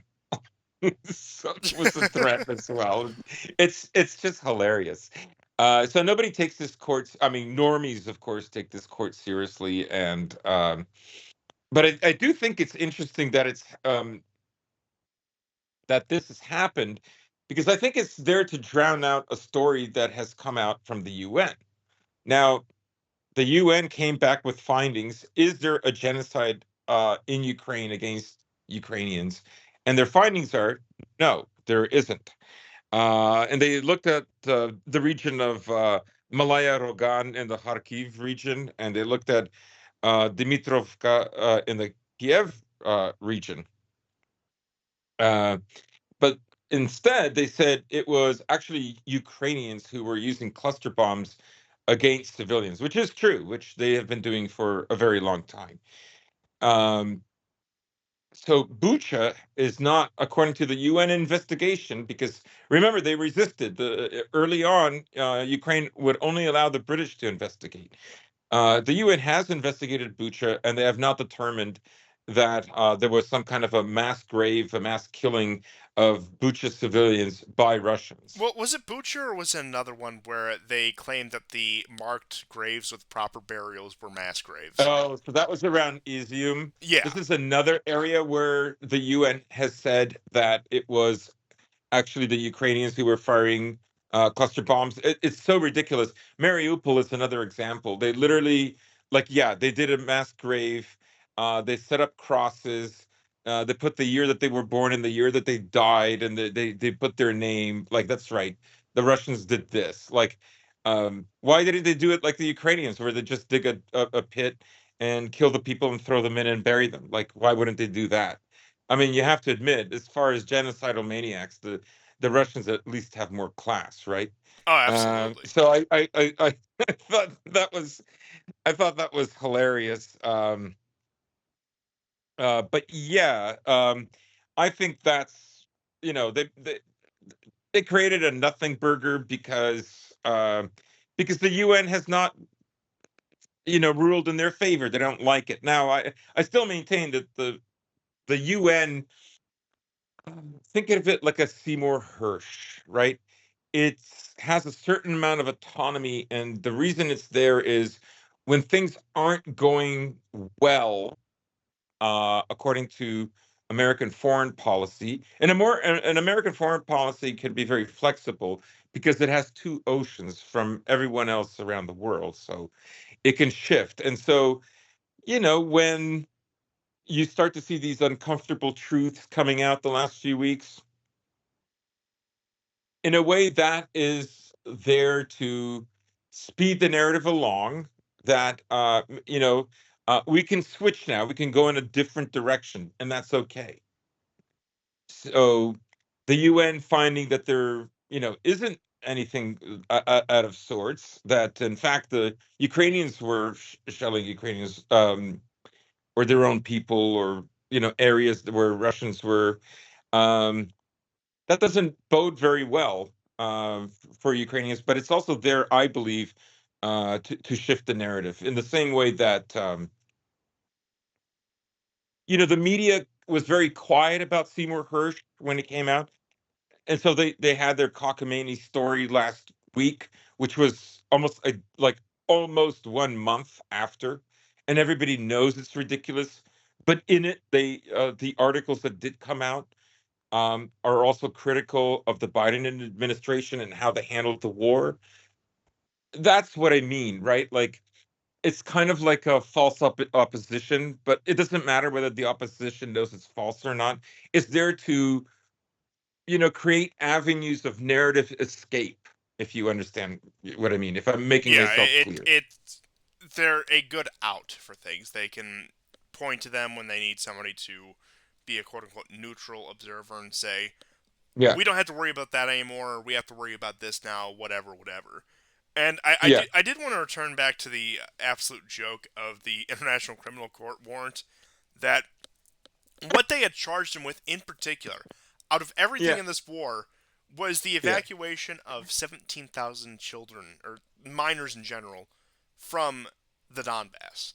And somebody actually put out something interesting, that there was a similar program with the American withdrawal from Vietnam that saw a similar amount of children In fact, I think even more children evacuated from Vietnam right before the fall of Saigon. So it taking children it's so from stupid. What was Putin supposed to do? Ask Azov and Pravi sectors, um, um,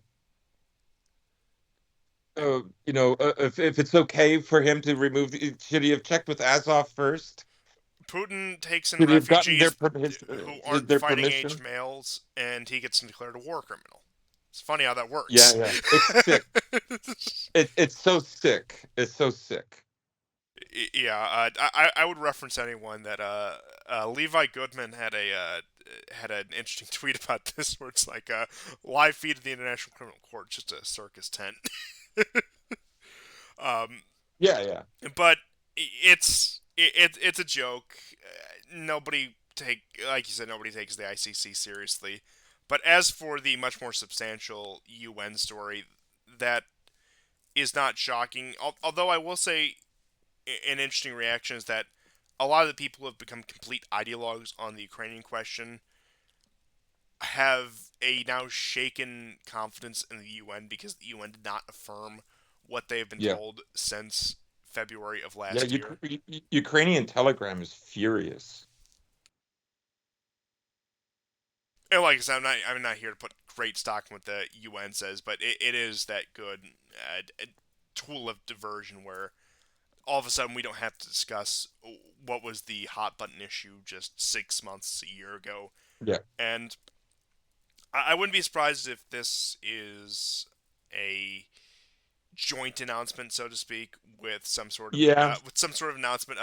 Look at what China's doing to the Uyghurs or the Tibetans or et cetera, where they shift the narrative away from one and to the other. So, right. or whether they come out with something about Iran or whoever else or whatever else it might be. But and now I could be wrong, but I doubt that it's going to be that they just shift away without bringing light to some other investigation that shows something very damning for whoever it may be. Well, I mean, look at the investment that they put into Bucha, right? They made virtually no investment in this ridiculous idea Remember when that, people were getting banned left and right for that? I thought we were done when oh that yeah, happened. oh yeah, I know. There was almost zero talk, and I say almost zero, um, about Putin's evacuation of children from the Donbass and other war zones, uh, because he didn't get Azov's permission. It's patently ridiculous, and that's why they put so little investment.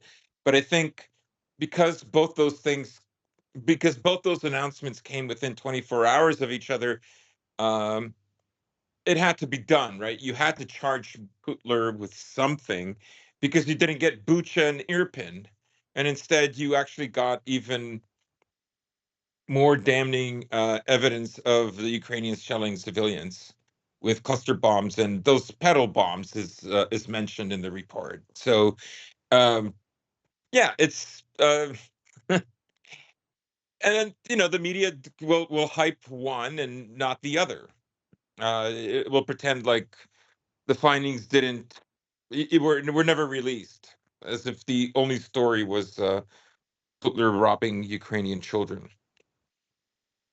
But if things go bad, of course, they will go back and say, well, the UN did not find anything actually, which is kind of a scenario that has been played out in Syria, right? Um, the UN at least two occasions showed that the Americans and the jihadi buddies were lying about you know Assad bombing like the civilians after an area had already been liberated. What's so ridiculous. Um, but that's important because a lot of these countries want a way out. Like if Syria isn't going correctly, and they're not going to get Aleppo back, and they're not going to overrun Damascus. Well, then this is an out, right? So if you focus just on the northern part of Syria and you just rob the oil and grain there, well, then that's okay, right? It's and you don't see in the media anymore about Assad bombing his own people. The story remains that that's what happened, right? But if someone's doing a thread on Twitter that has that's an influencer or a reporter, and they cite that actually what Assad was accused of actually didn't happen, um, then that softens the blow. It ultimately it's better for America, right? Because like every war that America has involved itself with, its foreign policy has always been this kind of democratic crusade idea. And So these kind of narratives fit into that kind of logic. Yeah, and I would also just say, as a final note on the show with some of the UN findings, congratulations to Ukraine on being the most Bolshevik of the former Soviet republics. you know. What a what a what other words are there? But Yeah. that's all I had. If you have any last minute things, certainly now would be the time. If not, I can go ahead and bring it to a close. Sure. Just two items. Forgot to mention in the minutia minute, there was an enormous stockpile that after months and months, uh, the Russians had found a munitions, underground munitions depot that probably like they didn't realize they had, uh, but probably they had unwittingly taken over in the early weeks of the beginning of the war last year. And so this was just recently discovered. And the other is Ukraine is saying now that the holy relics in the Lavra should be in museums and removed from the church and the monastery underneath it in the caves. The canonical Ukrainian church has said that they will protest this. Remember, it's at the end of March, but the canonical church is refusing to leave the caves, and we'll just have to see what happens. So that's something all Orthodox Christians should be paying attention to. Oh yes, and it's I wish I could give credit to whoever said this because I can't quite remember who it was, but this is how centuries long schisms start. This is how some of the darkest moments when it comes to uh, church history begin. This is, I think somebody compared it to like a scenario akin to the Union of Brest, which created the Uniate churches under Rome. And honestly, I don't think that's an exaggeration at all. And uh, Yeah, yeah.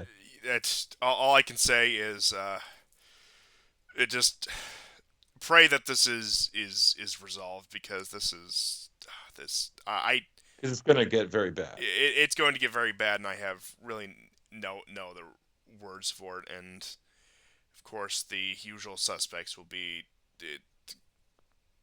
adding fuel to this fire as time goes on. So that is, I suppose, what we will leave you with. Thank you, everyone, for tuning into another episode of the War Report, and we will see you all next time. And goodbye. Goodbye and take care.